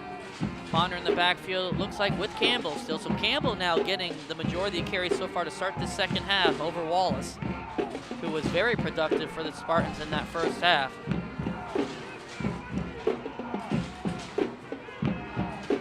Pitch over to Campbell, almost loses it. Wow, that was dangerous right there, as it was a late pitch by Ponder over to Campbell, I apologize, Campbell. But Campbell had good hands there to hold on to it after the big hit by Copeland, Wendell Copeland. These Copelands and Campbells are throwing me off. Wendell Copeland for the Royals was on the tackle and brought down Solomon Campbell for the Spartans. Third down now here. Big down here for the Royals, as I feel like this is trending, Jaden, to one of those games is whoever can take the lead here, that momentum is really going to build towards them. We haven't had any scoring since the first quarter, and I feel like whoever gets this ball in the end zone next is going to be in a really good position. Ponder now, little halfback screen here. It's over the wall, it's still moving. Great job by the Royals defense there, as they stayed home and brought down Wallace on the halfback screen there. Looks like they're going to punt it here. Brought down by Lucas Rodriguez, and Jaden, you are right. The Spartans are gonna punt this one away, so a huge stop there for the Royals defense as they will get the ball back now to their offense. Still with this 6-6 tied score, but it looks like it just probably be about under 7 minutes here by the time the Spartans punt this one away and the Royals get back on offense. If I'm coach right now, I'm trying to come out and score a touchdown so I can take the lead and get that momentum. I agree. As the punt is up, and Brandon Kenzie thought about it, but instead will make the smart decision to stay away from that one. Nice punt there, though, by the Spartans punter, as that will be marked down just inside the 10. So good job there, good execution there by the Spartans special teams, as the Royals offense will have 90 yards to go here to try to take this lead finally in this third quarter, just under 7 minutes.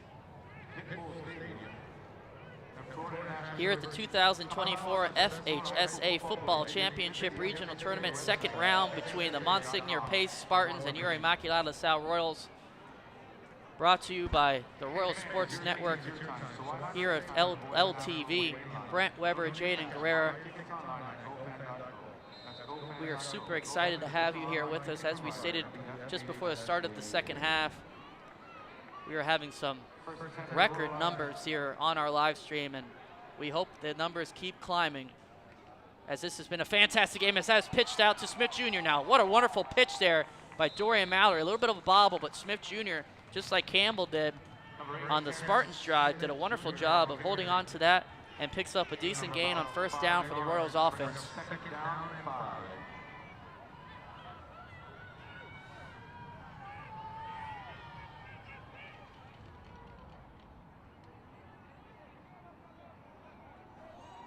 Second down now for the Royals.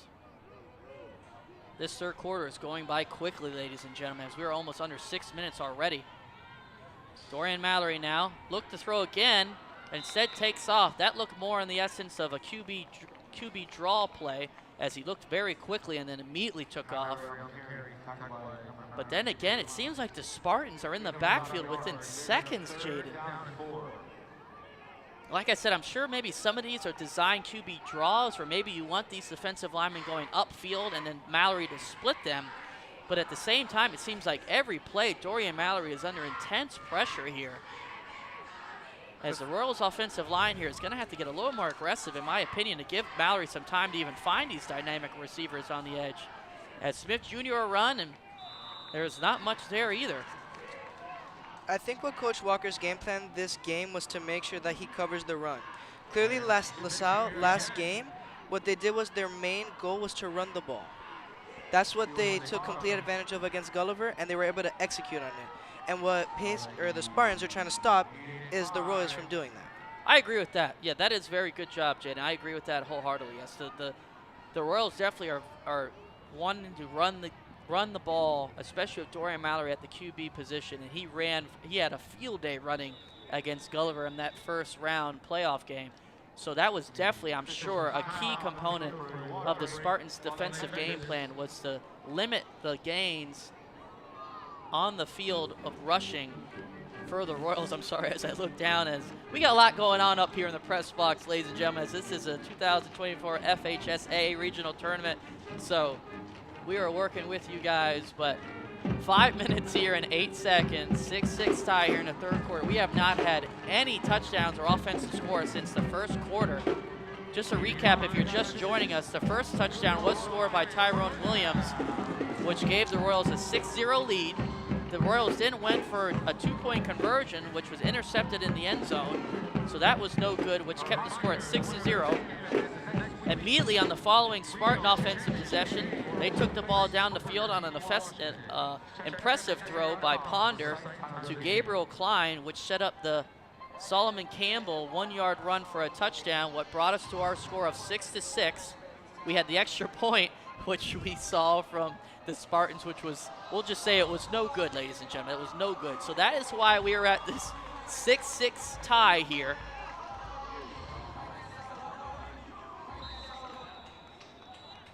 As your Royals now will look to try to break that tie here, as the clock still is ticking. Smitty now up the middle, Smith Jr. He runs hard, though. Not a lot of room for him to show his speed tonight so far, but he definitely runs hard, puts his head down, and picks up as much as he can. You know, Coach, I'm seeing a little shades of Derrick Henry in Smitty, honestly. Derrick Henry is a large man, but yes, to be compared with Derrick Henry always is a compliment. You know Derrick Henry is 6'3", almost 260. I did not know that. All I know is that he was jacked. Well, 6'3", 260, I think would definitely fall under that category. So, for sure. Mallory now look to throw again, but immediately takes off again. Good run here, though. Still going. Trying to break tackles.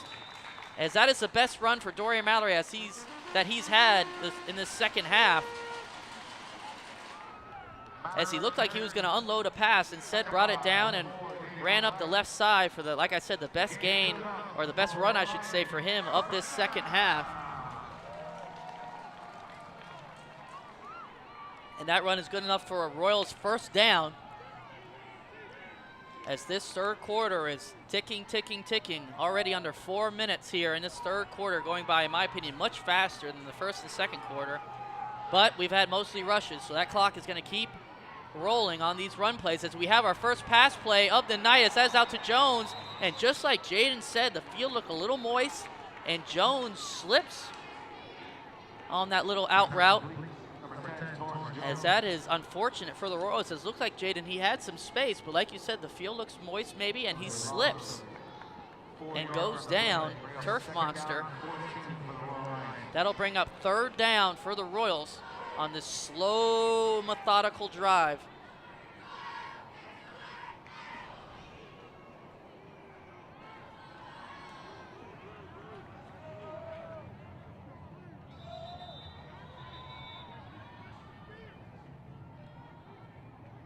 As we have an official's timeout on the field. That's the first stoppage of this half, right? I'm pretty sure. Because the clock's been running practically the whole Yes, it's definitely, quarter. like we said, this clock has been running very quickly here in this third quarter. With that, once again, if you're interested in possibly purchasing tickets, hopefully for your Royals versus Booker T. Washington Regional Championship game, please visit gofans.com. Once again, that's gofan.com for all your ticketing providing needs. And once again, we've stated earlier, but we'll say it again, the winner of this game will take on Booker T. Washington in the next round. So we look forward to hopefully seeing your Royals there to take on Booker T. Washington. If you haven't joined us throughout the year with our Royals football program, the Royals have played Booker T. already this year in a tight one that was at Traz Pal, and unfortunately the Royals did end up losing. But the regional championship game, Booker T. Washington has already punched their ticket and will be there.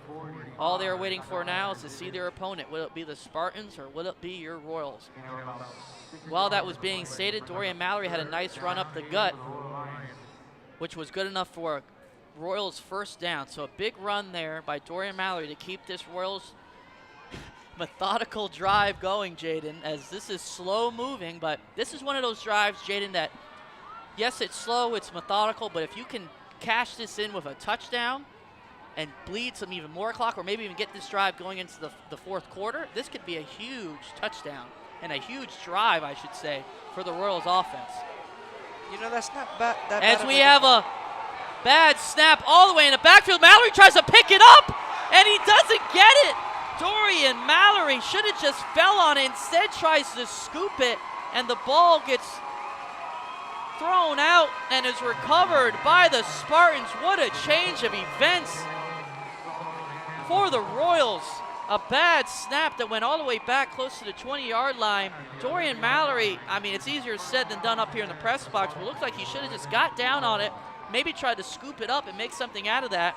The ball squirts out and is recovered by the Spartans. Wow, what a break for the Spartans offense here, Jaden. That was an unfortunate series of events right there. Seriously. That really was. Wow, just got done talking about maybe how the Royals can take this drive down and score a touchdown and take the lead going into the fourth quarter, and now the script is completely flipped as the Spartans now are looking to take the lead here, as they are immediately have a red zone possession here off the turnover. Wow.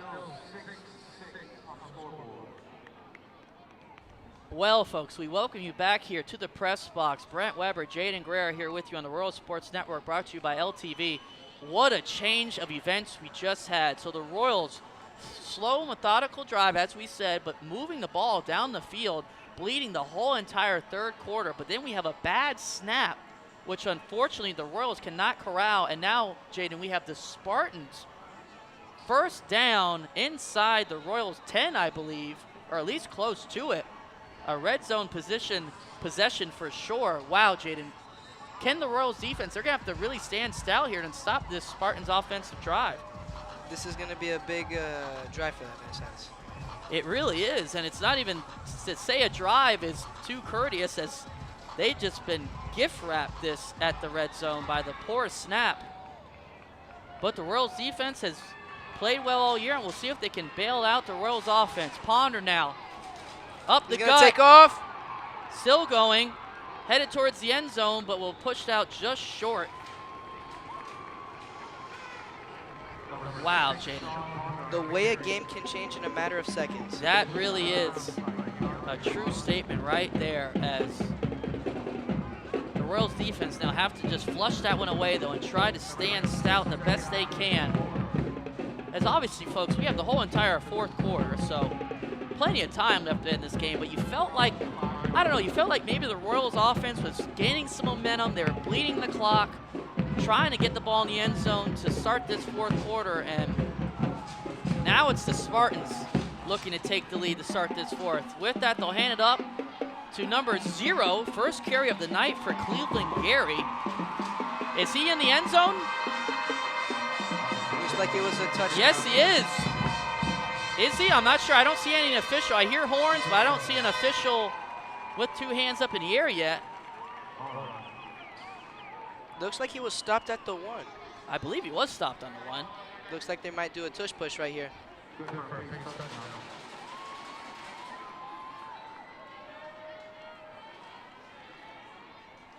As we still have not confirmed if it's a touchdown. I don't believe it is. No.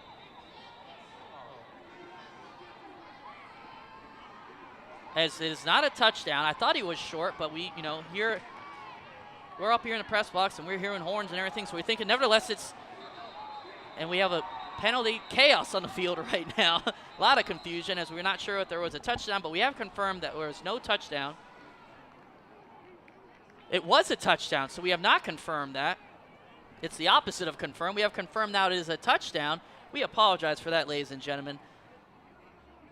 But there seemed to be some confusion on the field, but that confusion has been cleared up. It is a touchdown for the Spartans. So the Spartans now looks like they're going for 2. So it is 12-6. The touchdown was called. Touchdown Spartans. Once again, we apologize for that miscommunication there. But 12-6, Jaden. Okay, so the touchdown is good, 12-6, and we'll take our breath here, but the Spartans are going for 2. This is the 3rd time a team goes for 2 points this game. See if they can be the first team to convert it. Yes, it is. Yes, it is. And it will be the first time if a team can convert. Great insight there, Jaden. We had an offsides call on the Royals, so that will make this 2-point conversion a little closer for the Spartans. Looks like it might be a tush push. You're hoping for that tush push, I can tell. Instead, it is handed up right up the gut, and Hill will walk in the end zone for the 2-point conversion. That is Jaden Gummer on the carry. Wow, what a change of events. The Royals driving, bad snap. And the Spartans take full advantage. Not only do they score, but they get the 2-point conversion and now lead 14-6, an 8-point lead for the Spartans. Well, Coach, my coach always has a saying for me in baseball. After the air comes the big hit, but I guess here a touchdown came instead. I agree.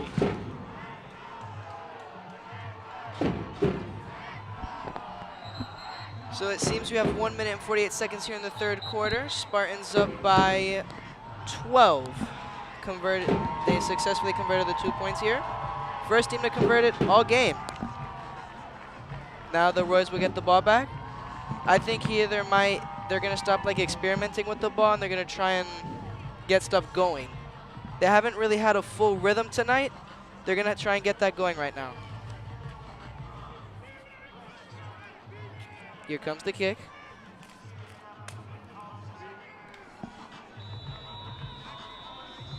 So the Spartans will kick it off back to the Royals, and the Royals have to be thinking, like we said, plenty of time left in this ballgame. No reason to panic, but that was a real series of change of events.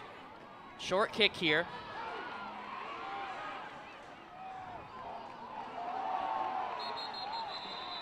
As that was kicked to the dynamic Tyrone Williams, who already has a kick return for a touchdown on the year. One of my favorite calls, Jaden, as he took it to the house on the first opening kickoff against Ransom. Tyrone Williams, wow. So always keep your eyes on him when he receives the ball on a kickoff. Alrighty, Jaden, the Royals offense has to respond here. They have plenty of time to do it as we have 1 minute and 41 seconds left here in the third. But this feels like a drive where they're going to have to regain the momentum.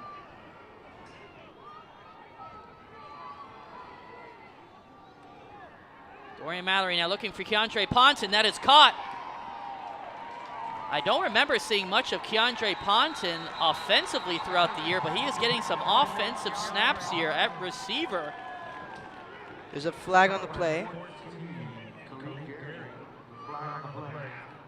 There is a flag on the play.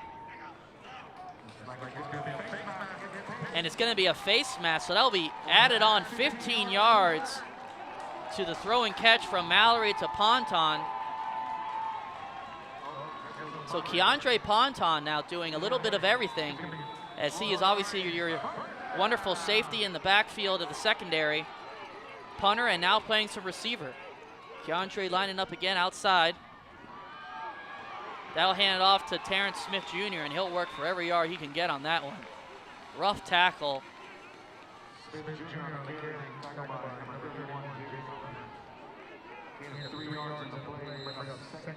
Okay, Royals fans, we welcome you back here in the press box. Brent Weber, Jaden Guerrera beside me here on the Royal Sports Network, here on the beautiful campus of Immaculata-La. So the score is now 14-6. Royals were driving. Series of a little bit of a misunfortunate events there. It ends up to a red zone immediate possession for the Spartans, and they cash that in, and they get the 2-point conversion to bring us to our score of 14-6 with 1 minute and 9 seconds here left in this third quarter. Jaden, what would you do to try to respond here on offense for the Royals? Well, they've been playing small ball game, Coach. I think here it's time you're going to have to take a chance and start going big here. I know you don't want to risk getting an interception either, but here we have to think about this. If they don't get this touchdown right here, it puts them in a really, really bad spot. Yeah, they definitely would try to want to get some points here. I agree with that. You don't want to kick the ball back to the Spartans, because then if the Spartans do score again, there's plenty of time left in this game. But if you go down 2 scores in the fourth quarter, that would be tough for any offense to come back from. So I do agree with that. A touchdown here, and then it's back to anyone's ball game. As it is now, as we said, there's plenty of time left in this game. It just feels like, and I don't want to harp on it, but the miscue there plus, Coach, was tough for the Royals. Plus, Coach, on top of the touchdown, they have to convert a 2-point conversion. That is very true as well, obviously, yes. Great job there by Jaden, as we cannot forget the Royals are down 8, as this is not as simply as scoring and tying. This is, you need a score and a 2-point conversion to tie this one up.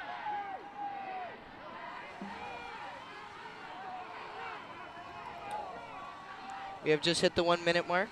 Mallory now looking to throw, under intense pressure again, as has been the story all night long, as Dorian Mallory doesn't have time for his receivers to get down the field.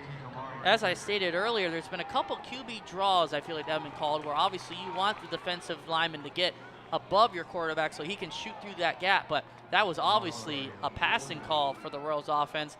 And Dorian Mallory, Jaden, has less than 2 Mississippi counts They're throw the ball. Insane amount of pressure on him this night. It's been a problem. The Royals offensive line so far tonight has to stand stronger here, as we have an official's timeout on the field. 54.4 seconds left, 14-6 here in this third quarter. Brent Weber, Jaden Guerrera here with you. Once again, ladies and gentlemen, if you're looking for tickets, hopefully, to next week's game for the regional championships, make sure to visit gofan.com, as they have all your ticketing needs and services. Once again, that is gofan.com. As we are here being presented to you by the 2024 FHSAA Football Championships. We are here on the second round of playoffs on the beautiful campus of Immaculata-La here at the Grosso-Parsons Sports Complex. For a packed house here to watch your Royals football program take on the Monsignor Pace Spartans. Coach, just a callback from their last playoff game for the Spartans. Last game they had a fumble recovery touchdown. So that's kind of a callback to here. Miscue by the O-line, fumbled the ball by Dorian. Almost got a touchdown there, but. So the Spartans have had luck in 2 playoff games with fumbles benefiting them. The one here doesn't result in an immediate touchdown, but obviously they got that red zone position and capped it off with that touchdown, as that last play was intended for Keandre Ponton again, but that was incomplete, and Keandre will punt this one away. As the ball is up, solid punt. This will be fair caught by the Spartans returner with 42.9 seconds, and the Spartans will get their offense back on the field, looking to build this lead going into the 4th quarter here at the Jungle. The Royals are in a crucial spot right now on defense. They need to get a stop here and fast. I agree. They need to get off the field and get this ball back to the offense. As you made a great point a couple of minutes ago, where it's not only that the Royals need to score, but they need the 2-point conversion too. And that is easier said than done, to score and get a 2-point conversion. So the Royals do need to get this ball back to their offense as soon as they can. Can't emphasize enough though, plenty of time here. No reason to panic if you're a Royals fan, but gotta keep the Spartans, I think, out of the end zone on this drive for sure. Looks like they're going to run the clock out for the 4th quarter. As Wallace starts to drive with a fantastic run. Some poor tackling here by the Royals defenders. Haven't seen much of that throughout this year.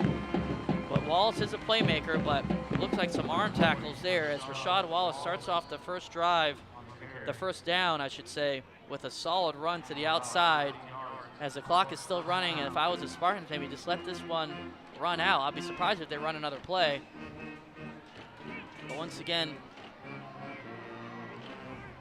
usually I'm wrong, Jaden. So we'll see if I can get right on one. And it looks like I'm going, looks like they try to get him on the offsides. Looked like they jumped a little bit, but didn't reach into that encroachment zone, so no call. And it looks like Jaden, wow, even a wrong clock is right once a day, twice a day, as I will be correct. The Spartans will take this into the 4th quarter with a 14-6 lead over your Royals. We welcome you back to the press box. Brent Weber, Jaden Guerrera here on the Royal Sports Network, brought to you by LTV here on the beautiful campus of Immaculata-La. Before we start this fantastic 4th quarter, which you're looking forward to, the Florida High School Athletic Association recognizes its corporate partners who help make the FHSAA Football Championship possible. Team IP, the official merchandising company of the FHSAA, Gatorade Thirst Quencher, Max Preps, official scores and statistics of FHSAA, GoFan, official online ticket provider of the FHSAA. The NFHS Network, the official online partner of the FHSAA. Herff Jones, the official championship rib partner of the FHSAA. And Wilson, the football we talked about earlier, provider of the official game ball for the 2024 FHSAA Football Championships. Coach, if there's one thing I've learned from sports is that the game ain't over until it's over. Until that last second goes off of the clock, there's still a big chance. Amen to that, brother. And if you're at home playing trivia and hit over-under on me saying FHSAA, stay tuned, because we got a couple more for you as we get ready to start this 4th quarter here at the Jungle. Spartans looking to try to take a commanding lead here, going up 2 scores in this 4th quarter, but the Royals defense, which has been fantastic all year long, is definitely going to make them earn it. As we see Jaden Noel there, who's a fantastic linebacker for the Royals all year, getting his shoulder pad fix, and he's going to have to put those shoulder pads to work here on this drive to get this ball back to the Royals offense.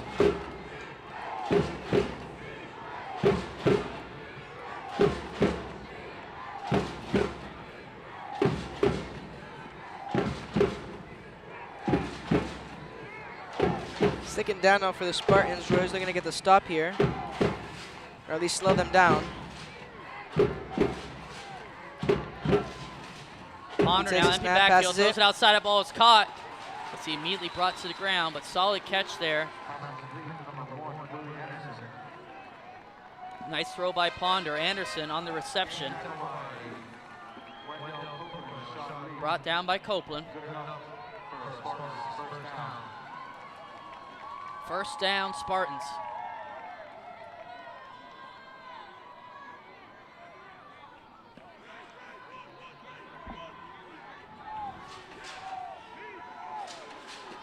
As we hear the Royals crowd here, Jaden, the Royals crowd needs to get into this and try to bring some momentum to this Royals defense as they chant Royals defense, and that's what we need right now, ladies and gentlemen, is Royals defense. Oh, he gets sacked! Speak it into existence as we needed Royals defense, and there we have a huge sack. Phillip Jones Jr. finally getting into the action, but the hit was first done by Rashad Lee. Shot out of a cannon, and just what the Royals defense needed, as that will back up the Spartans. What a hit by Rashad Lee and a huge sack for the Royals defense. And maybe that crowd helped Rashad Lee run a little faster on that one, Jaden. Looked like the flash on there. That he did. Looks like they're starting at the stadium post, right? That's right. Clear skies tonight, no lightning, but Rashad Lee sure looked like it as he shot through the offensive line for the Spartans to get that sack.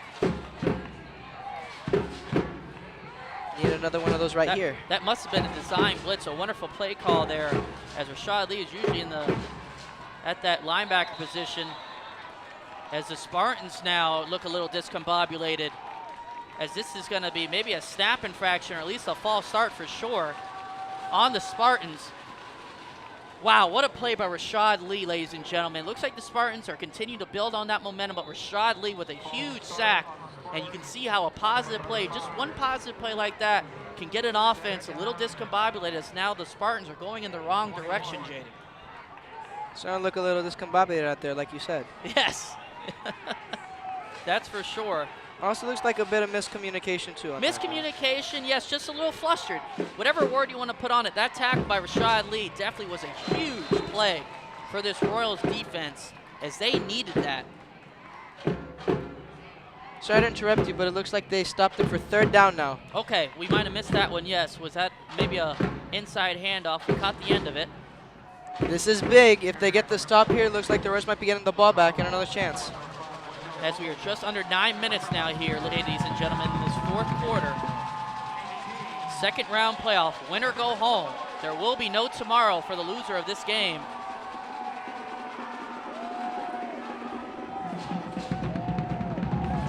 As the winner will look to go on and face Booker T. Washington in the regional championship game. Ponder now trying a little inside screen. Nice play call, but just slips down as Willie Anderson. Wonderful play design there from the Spartans offensive coordinator, as it looked like Ponder was going to throw the ball outside. Instead, brought the ball immediately back inside for the little inside wide receiver screen. But the Royals defense once again saw it and stood strong. Fourth down now. Looks like they're going to punt it. The Royals are going to get another chance. Down, so a huge stop there. As, like I said, that was a wonderful play design by the Spartans. Good misdirection, but the Royals do a good job, and they will get the ball back to the offense. This ball will be punted away by Ponder. Line drive, see if they can get their hands on it, and Kenzie will. Here we go. Kenzie now going outside, still moving. Backpedaling a little bit, and wow, wonderful coverage there by the Spartans. As when a punt returner, Jaden, gets those line drive punts, you think this could be a dynamic return, and Kenzie is more than capable of doing that, but the Spartans having wonderful punt coverage. As other than that extra point debacle, the Spartans special teams has been very good tonight. Very good. Punting, kicking, coverage. Very good job by the Spartans special teams. But here we go. 7 minutes, 36 seconds here. You would think the Spartans offense, the Royals offense, I should say, probably has what, Jaden? 2 more drives, I would think. I mean, they have this one and then probably one more. It depends how the Spartans address their offense, but not many offensive possessions left here for the Royals to tie this one up. Coach, as of right now, I can say this. This is single-handedly one of the biggest drives in this game, for sure, as of right now. I agree with that. He's going to take a that, deep shot. Take a deep shot out there, and the ball is intercepted. It was intended for Terrence Smith Jr., but good overhead safety help by the Spartan secondary. Once again, that has played tremendous tonight. And on the first play of the Royals' crucial offensive drive, it is an interception. And the Spartans offense will get the ball back immediately. And up 8, you would think they're gonna maybe, it's a little early to bleed clock, but I definitely would think they're not in too much of a hurry, as the Royals offense has not been able to do much since the opening touchdown to Tyrone Williams in the first quarter. They have been scoreless. And the Royals defense is right back on the field, Jaden. This is gonna have to be lockdown defense right here. Hand it off to Wallace. Wallace, solid running. As that is a big run there by Wallace to start this drive for the Spartans, and that will keep the clock rolling.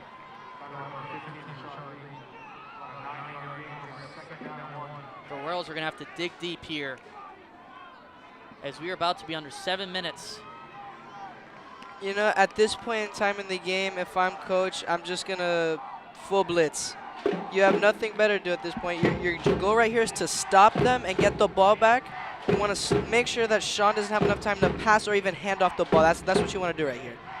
Definitely want to stop the run. I don't see him taking any deep shots right now, so I could see that. I could see them definitely bringing some pressure. You don't want to get beat over top, though. But maybe like a bubble passer or a screen. As they will hand it off again. Still moving as Wallace, going up the sideline. Still up. Wallace, another fantastic run. Wow, Rashad Wallace, give the game ball to him. If the Spartans end up bringing in this game, my player of the game for the Spartans is Rashad Wallace. For sure. As obviously Sean Ponder, the star quarterback for the Spartans, has played very well, but Wallace, in my opinion, has been the difference so far in this one. As we have a timeout on the field, we welcome you back here to the press box. Brent Weber, Jaden Guerrera here on the World Sports Network. Since we have a timeout on the field, we'd like to tell you that FHSAA encourages more than 260,000 students participating in interscholastic athletics in its member schools to achieve their goals through hard work, perseverance, and dedication. The use of steroids, dietary supplements, and other performance-enhancing substances is not the answer. Remember, nothing beats hard work. You are not on steroids, are you, Jaden? No. Okay, good, because the FHSAA does not recommend that, as nothing beats hard work. So yes, no steroids, dietary supplements are prohibited. So back to the action on the field, though. 6 minutes and 27 seconds. And wow, this has been a tough second half for the Royals, as they have not been in the end zone since the first quarter. It looks like they were headed towards taking the lead when it was a 6-6 tie, but a botched snap ended up giving the Spartans the take-ahead touchdown, as is now 14-6. Ponder looking to throw. Scramble. Smartly doesn't take any unneeded risk there, as he swallows the ball and keeps that clock rolling. As that is a loss of 1 on the play, but the clock is still rolling for the Spartans. And anytime the clock is moving for the Spartans, I would think at this point is a win for the Spartans. 14-6. The Royals defense is going to have to dig deep here, Jade. Really has to dig deep and keep these Spartans out of the end zone. The positive thing is we saw, I don't mean to laugh, but we saw the Spartans kicker not look his best on the extra point. Let's just be real about that. It didn't even reach the goalpost. So I don't think the Spartans, now maybe that was a missed kick, maybe things happen, a mishandled on the hold, that's very possible. My point is here is that I don't think the Spartans are going to kick a field goal here. So if the Royals can keep the Spartans out of the end zone, they will have definitely one more drive to try to tie this ball game up. But with 5 minutes and 32 seconds left here in the fourth, the Royals definitely have to keep the Spartans out of the end zone here on this drive as we have another timeout on the field. As we are here with you on the 2024 FHSAA Football Championship Regional Tournament. We are here in the regional semifinal game. The winner of this game will face Booker T. Washington in the regional championship game. And if you'd like to find out what time that game is at, please check FHSAA.com for the site and time of this game as Sean Ponder takes that one and mistakenly runs out of bounds. That is a gift to the Royals defense there, as he could have easily fallen down inbounds there, but instead stops the clock. And like I said, that's a gift to the Royals defense there. A blessing. Yes. It is now 3rd down. This is huge. If the Royals get a stop here, they get another chance to come out and score a touchdown. 3rd down. I think this is 2-down territory, Jaden, for the Spartans. I doubt they'll punt this one away. They're a little bit no man's land. So probably 2 downs here for the Spartans, but we'll see. Maybe they'll try the field goal, but I highly doubt that. This is probably 2-down territory, so the Royals defense will have to stand stout here. Seems to be maybe a change of a play call for the Royals offense here. Clock is not ticking, still 5:23. Ponder now taking a deep shot. He's got a wide receiver out there. It's deflected. Deflected by Copeland. Wow. Willie Anderson had a step, but Keandre Ponton was coming over from the top with good safety help, and Copeland ended up with the deflection. So 4th down now here, Jaden, for the Royals offense. For the Spartans offense, I apologize. I want the Royals offense to get on the field, so I got that on the brain. We're desperate. Yes. And Jaden, you are right. Once again, to no surprise, I am wrong. The Spartans will punt this one away. You don't see this a lot in high school athletics, as, like I said, they're a little bit no man's land, but maybe with Ponder punting, I think they can pin them down deep, and I didn't want to speak too early, but it looks like that punt will pay off as they do gain probably about 20 yards there on the punt. As a coach, you have 2 options here. You can either try and move the ball slowly into the end zone, or you can try and rush it, get a touchdown, and leave it to your defense. I think the Royals offense will take a touchdown however they can get it, Jaden, but I agree, those are not 2 bad routes, but at this point, whether it's running, passing, they just need to get this ball in the end zone. As you correctly stated earlier, that the job is not done as soon as they get in the end zone, as they need to convert on a 2-point conversion as well.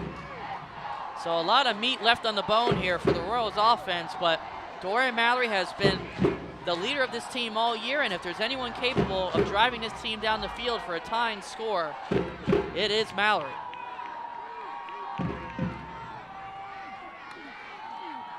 Under intense pressure again. It's been the story of the night. There's a flag on the play. If the Royals unfortunately do end up falling in this game, and they have plenty of time, and this one definitely is not over yet, but Mallory, it seems like, has just had no time whatsoever in the pocket to throw the ball. But there is a light at the end of the tunnel as the Spartans have a personal foul face mask. What a huge penalty there for both teams, as the Spartans got the sack on Mallory, but instead it'll be a 15-yard penalty. You're giving him chances here. This is good. It's a 5-yard face mask, actually.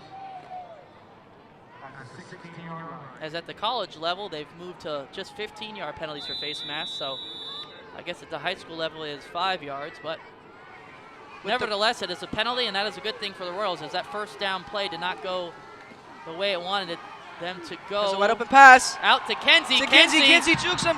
Still He's moving. still up. Brandon He's Kenzie. going. He's still up. What a catch and run by Brandon Kinsey. Brandon Kenzie trying to put the team on his back here. There is a flag on the play, though.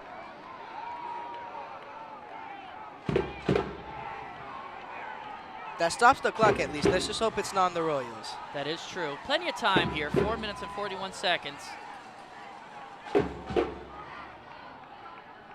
Let's see what the penalty is for, as that was a dynamic run by Brandon Kenzie, just what the Royals offense ordered.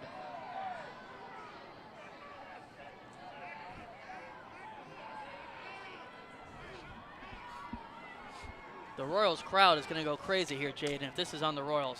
And not in a good way, as I didn't see anything from my viewpoint that was a penalty on the Royals on that one.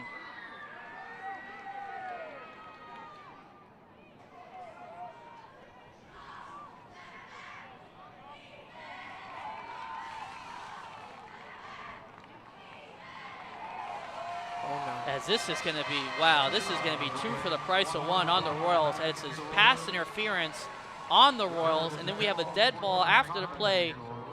Unsportsmanlike conduct on the Royals. Wow, this is after the huge run, after the catch by Brandon Kenzie.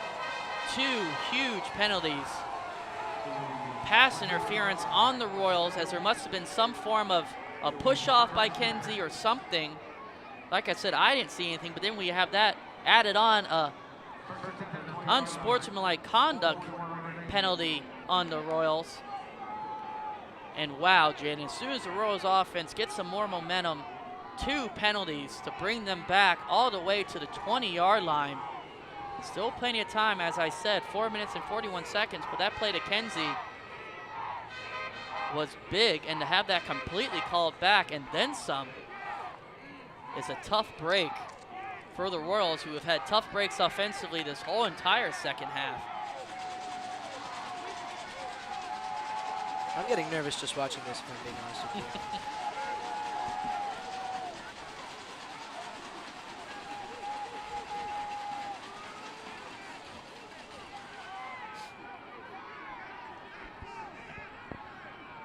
It's still first down, which is the good part of this. Yes, the Royals will still have 4 downs, or 3 at least. We'll see what Helder decides to do if they do get to a 4th down, but let's worry about first down first. Mallory empty in the backfield, looking to throw, taking a deep shot, throwing it out there, and there's a flag. 2 flags, and this has to be PI on the Spartans. And they just gave it right back to them. If this isn't PI on the Spartans, I may have to go down on the field and put on a zebra outfit.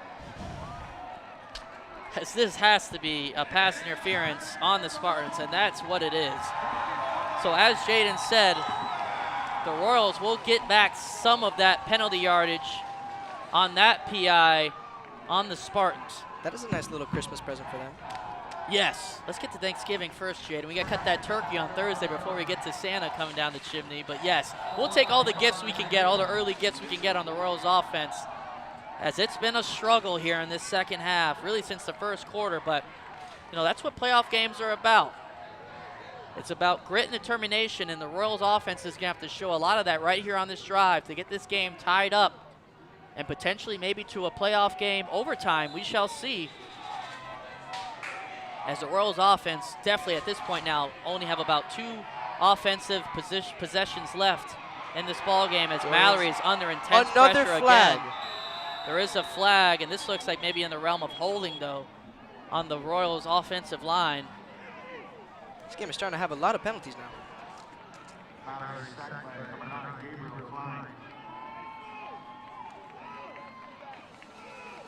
As this has been an up and down possession, as I've been playing tongue twister all night with position and possession. But this has been an up and down possession for the Royals offense so far. That the big play to Kenzie, which was called back, and then we have a PI on the Spartans, which moves the Royals offense a little bit forward, and then we have another penalty right there on the Royals offense. Back and forth we go. The good thing, as Jaden said, is the clock has not bled too much on this drive. Mallory now finally some time. He slips. And Tyrone Williams slips on the field. Talking about that moist grass down there. This is a slip and slide down there today. And with soccer now in full swing in the season, Jaden, you have to think this field is a little bit beat up. And I mean, it's, you know, it's one of those things, what can you do? But we've seen multiple slips now from the Royals offensive players, and that Tyrone Williams was wide open. He would have picked up quite a bit of yardage here if he doesn't slip, as Dorian Mallory finally got some time in the pocket and found a wide open receiver in Williams, but the slip happens, and the bad juju for the Royals offense unfortunately continues here. Third down here, big down here for the Royals offense. Mallory now under pressure again. And he will be he's still up, Dorian Mallory, making something out of nothing. Still moving, it's Mallory. Mallory up the gut, green grass ahead, still going. Wow, what a dynamic play by Dorian Mallory, looking like he was going to get sacked deep in the backfield. Instead, squirts out and takes the ball up the field for a huge play for the Royals offense. Wow, what a play by Dorian Mallory. Jaden, that was huge. As if he is sacked there in the backfield, that brings up a 4th down and forever. Instead, it's a fresh set of downs for the Royals. Wow. Dorian Mallory would not be denied on that play. 1st down Royals. 3 minutes and 15 seconds and counting here in the 4th quarter as the Royals look to tie this ball game up. Mallory now sees a receiver. As wow, I even saw that when he stared down Brandon Kenzie. Almost a pick there, but fortunately for the Royals offense and Mallory, that is dropped. Wow. Khalid Gary there was there quickly, as I saw exactly what Khalid Gary saw, as Kenzie was open for a second, but that closed up quickly as Mallory got away with that one. Fantastic play by Mallory just a second ago, but risky throw there. 3 minutes and 8 seconds here, 4th quarter, 14-6, Spartans with the lead. Royals need a touchdown and a 2-point conversion to tie this up.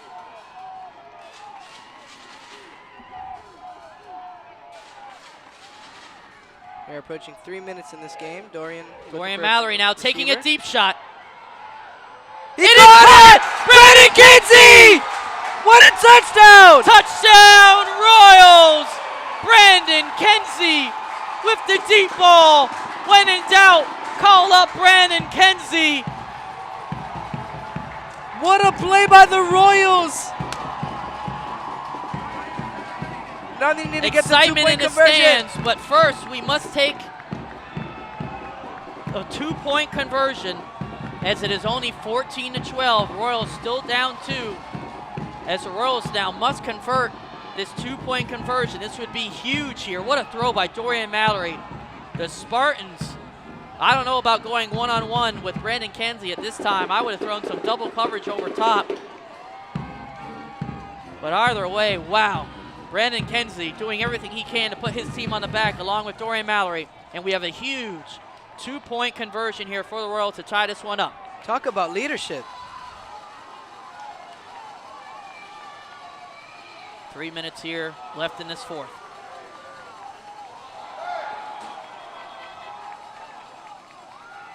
And we have a false start on the Royals, so this will make this 2-point conversion a little more tricky.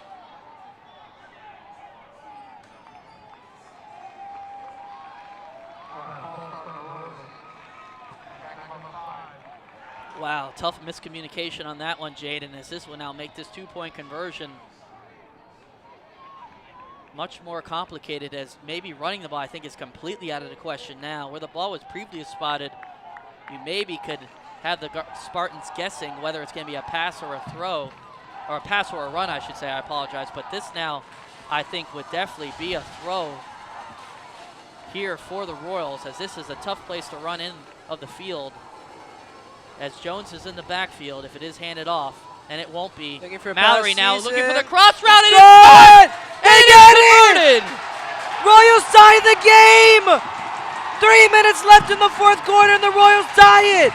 Terrence Smith Jr. with the 2-point conversion. Wow, what a drive, what a statement. What else would you expect, though, from this 10-1 Royals football team? They're not done yet! As they respond, and they are far from being done, as this is a brand new ball game now. 14 all, 3 minutes and 8 seconds left here in this 4th quarter. Wow, as we collect our collective breaths here. 3 minutes left here. The Spartans now will have a chance to respond as Sean Ponder, I'm sure, is biting at the bit to get this ball back. But before we get to that, what a drive there by Dorian Mallory. Jaden, he scrambled, he's through, and then of course Brandon Kenzie, who's been there all year long, finally comes through with the huge touchdown catch. 14 all. 14 all here in the fourth quarter. Brand new ball game.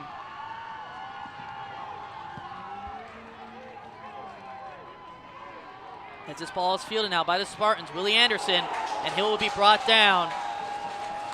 Royals need to play lockdown defense here. Nothing can be allowed. Also, another possession would be lovely too.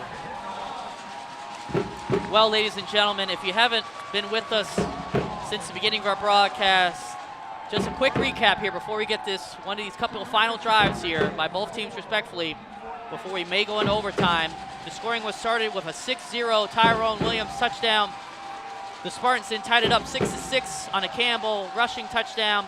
And then we had a 14-6 after a touchdown by the Spartans to take the lead. And then you just saw the dynamic drive by the Royals to tie this one up 14 all. The crowd is energized. Wallace now, he will run. And he's gonna be stopped. And he will be stopped. We talked a little bit about earlier about the huge reception we've been getting here at the Royal Sports Network, brought to you by LTV. Quick shout out to Cal Nesser, class of 2000, watching in Virginia. We've got Virginia, we've got Ukraine, we've got everyone here watching. And if you're not, I feel bad for you folks, as this has been a wonderful game and a wonderful playoff game, as the official total is 1,465 are the viewers for this record-breaking LTV broadcast. Brent Weber, Jaden Guerrera here on the World Sports Network. We appreciate everyone here joining with you, but let's get back to the action now, as the Spartans will have third down, 2 minutes and 16 seconds. Clock is ticking. If I'm the Royals here, I'm just trying to keep them in bounds and keep the clock running. Maybe take it into overtime, or even if they get blessed, get another possession. Third down here for the Spartans. Second. Okay, seems like there was to be about, well, let's clean this up here now, because this is a crucial time. Two timeouts for the Royals, I'm being told. As this is now first down. It's always tricky with the people down on the field and getting it up here, folks, so we apologize for that. And he stopped again! Second down now, second down. As that run on first down goes for a short gain, that will bring up second down. Sorry for the miscommunication. It happens. Like I said, ladies and gentlemen, we're way up here in the press box, and the chain gains down on the field. It is hard sometimes to be completely accurate on the downs and all the other good stuff, but we are 1,000% locked in with you. 14 all, as the Spartans are not moving very fast. They seem like if they don't score here, they may be okay with going into overtime. They definitely don't look like they don't want to give another possession to the Royals. Ponder now scrambling outside. Flag is down. This may be coming back, but he is still moving. Flag down, so that will stop the clock. Looks like it should be in the area of holding for the Spartans. We have a minute left of game time. Minute 11 left, holding on the Spartans. That will back them up, and this drive is not starting the way I'm sure they wanted it to. As at this point, they may go into just trying to keep the Royals from getting another possession before the end of regulation.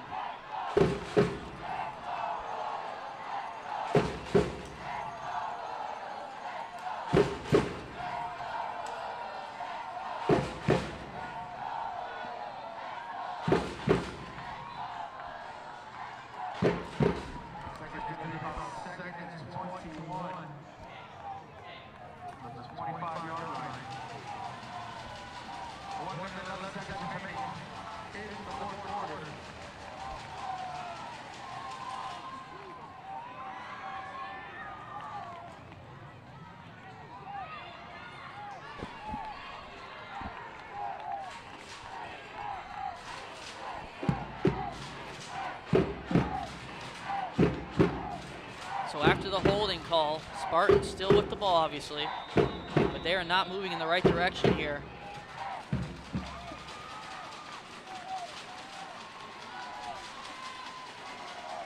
Ponder now, little bubble screen, and It that is stopped. going nowhere. The clock is still running. And now the Royals may think about taking some timeouts here, and they will, as they have 2 timeouts. That bubble screen was blown up by Jaden Noel. Royals are looking like they want to get the ball back. Timeout called by the Royals there. Smart timeout there, as they will have 1 timeout left. 56.2 seconds left.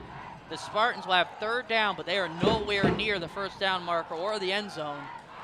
So this may be one of those plays for the Spartans, maybe to run it, just make the Royals burn that last timeout.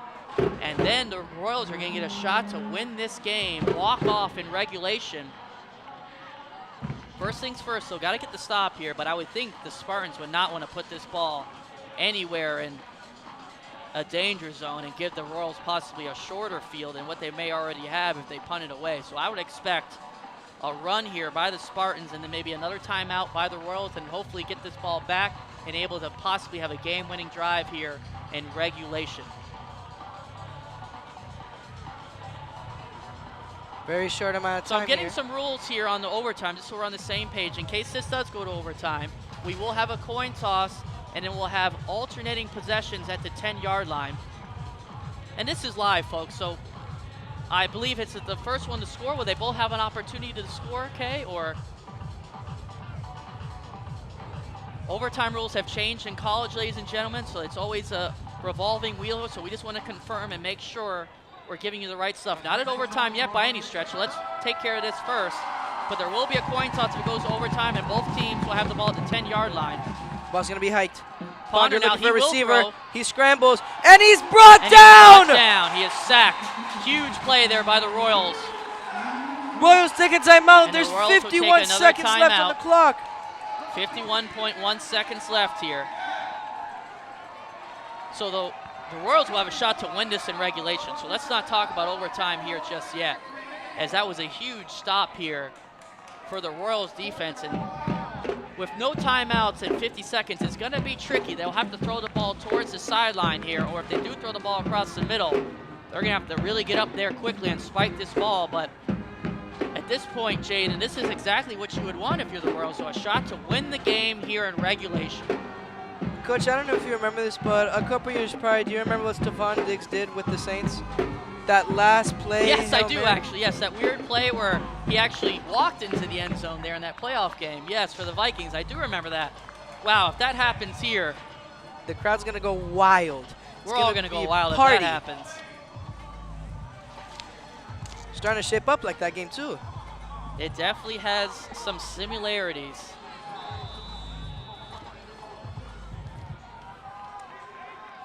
Looking to As punt the ball Spartans here. will have to get this punt off now, too. Their special teams, as I said earlier, has been good, but a bad step. Oh, it's blocked. No, it was a it's tip. not. Oh, it looked like it Not was blocked. Looked like it possibly had some pressure, but not a great punt. As the snap back to Ponder, who is the punter for the Spartans, did not have much velocity on it, and wow.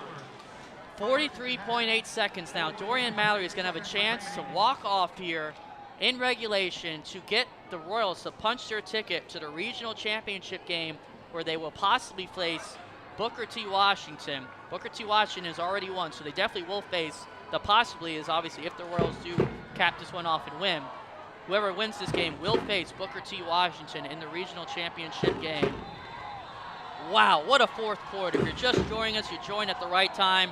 If you've been with us all night, we thank you for joining us, and lucky you, lucky all of us, as this has been a fantastic playoff game here at home. Brent Weber, Jaden Guerrero, Royal Sports Network, brought to you by LTV here on the beautiful campus of Immaculata-La Salle. And here we go, ladies and gentlemen. This is it, 43.8 folks. seconds. This is what we've been waiting for. Mallory now will throw a little bubble screen out to Smith Jr. He Smith gets still some yardage. going. He's still He's up. on his He's feet. going. What a first opening play by Terrence Smith Jr. Just what the Royals needed. As the Royals What a huge play for the are Royals. well within distance of the end zone now here. They could even get a field goal. Not sure of the Royals' field goal kicker situation here, as they've had a couple field goal kickers on the year, as that definitely could come down to that right now, but we shall see. 34.9 seconds on the clock. First down, Royals. Royals with the huge chance here. Royals just outside the 20-yard line. Mallory gets the ball. Mallory now Looks taking for a it. deep shot. Deep. He's got him open. Touchdown! Royals! Royals take the lead! Wide open was Alan Shayel.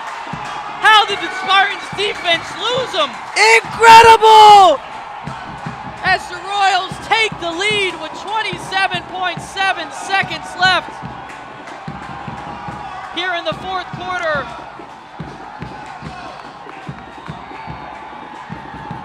Wow, what a throw by Dorian Mallory.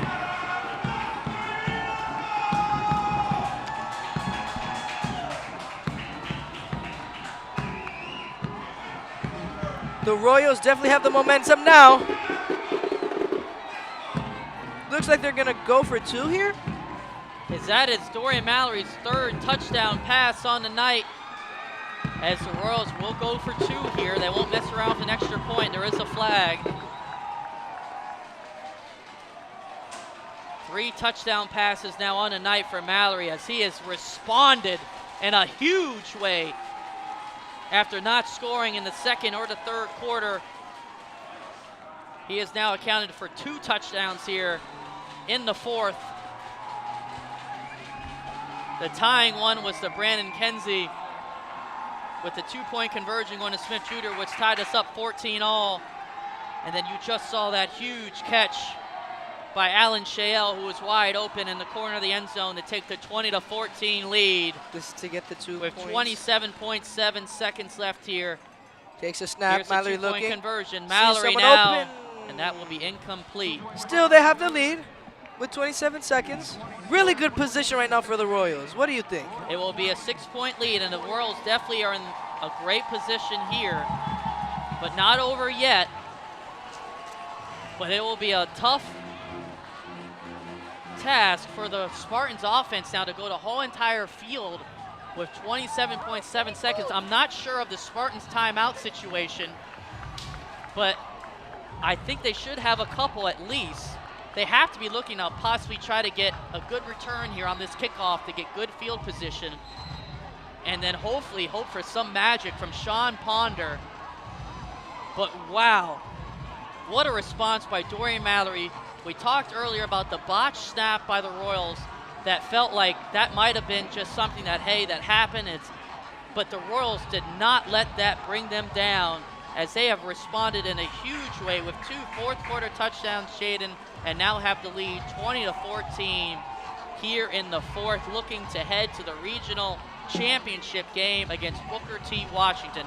We are not there yet. We're witnessing history, Coach. We are close to it. Comes the kick.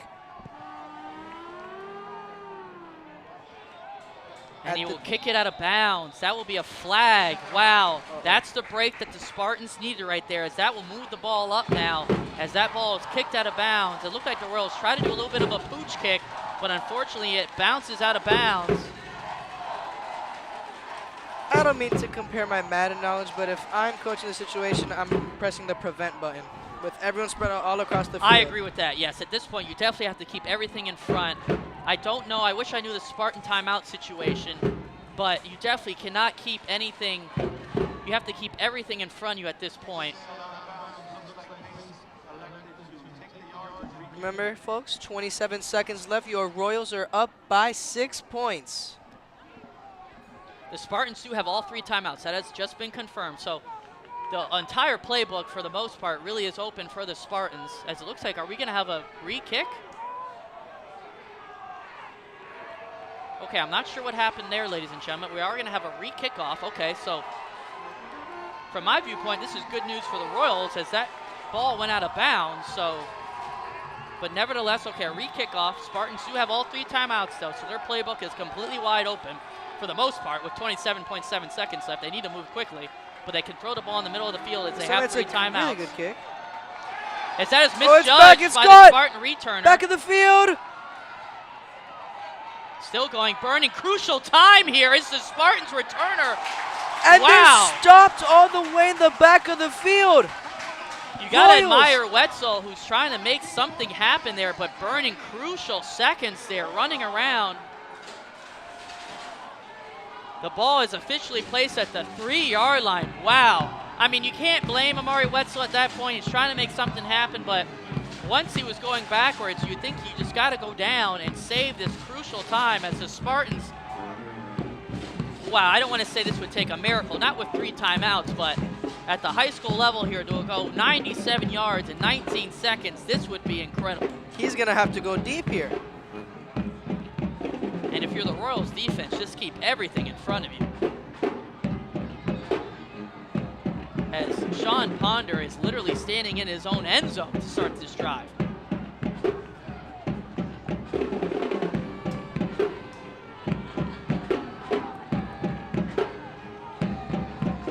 What a ball game. Wow. The amount of changes too. The momentum changes. It's been a roller coaster of a game. Back and forth for sure. Here we go. 19.9 seconds. Ponder Snaps now. the ball, looking deep, Throws finds it. The ball is caught, and that will be an immediate timeout by the Spartans. Decent gain, at least up to the 20. Ponder will be out of his own end zone for the most.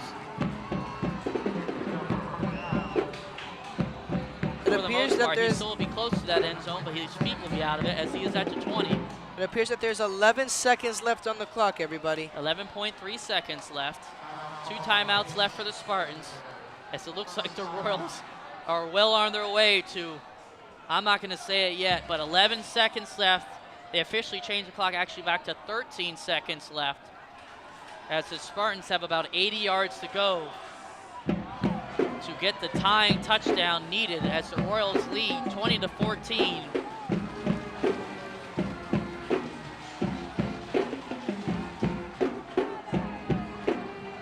We welcome you back here in the booth. What a change of events. What an exciting fourth quarter this has been here at the Jungle. Here on the Royal Sports Network, Brent Weber, Jaden Guerrera. 13 seconds left is all that is standing in front of your Royals in the regional championship against Booker T. Washington, ladies and gentlemen. 13 seconds. We'll see what the Spartans come up with here on this second down. I believe it is second down. The downs really don't matter at this point. All they need to do is get the ball to the end zone some way, somehow. Sean's Ponder looking deep, now. sitting back in the pockets, looking. He launches it, big hit after the release. And it's intercepted! It's over! The Royals advance! That ball is intercepted, and as Jaden said, your Royals football will advance to the regional championship game against Booker T. Washington. Wow, what a way to close, what a way to finish.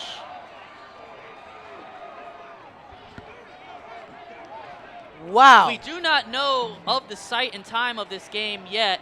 We shall see. I do not believe it will be a home game for the Royals. This was probably going to be at Traz Powell, is what I've been hearing through the woodworks for this regional championship game. But either way, we have enjoyed this final home game here, possible final home game here at the Jungle. We're actually just going to let you hear some of these fans and just soak it all in here. What an amazing year for the football team, seriously. That it has been, and it is going to continue.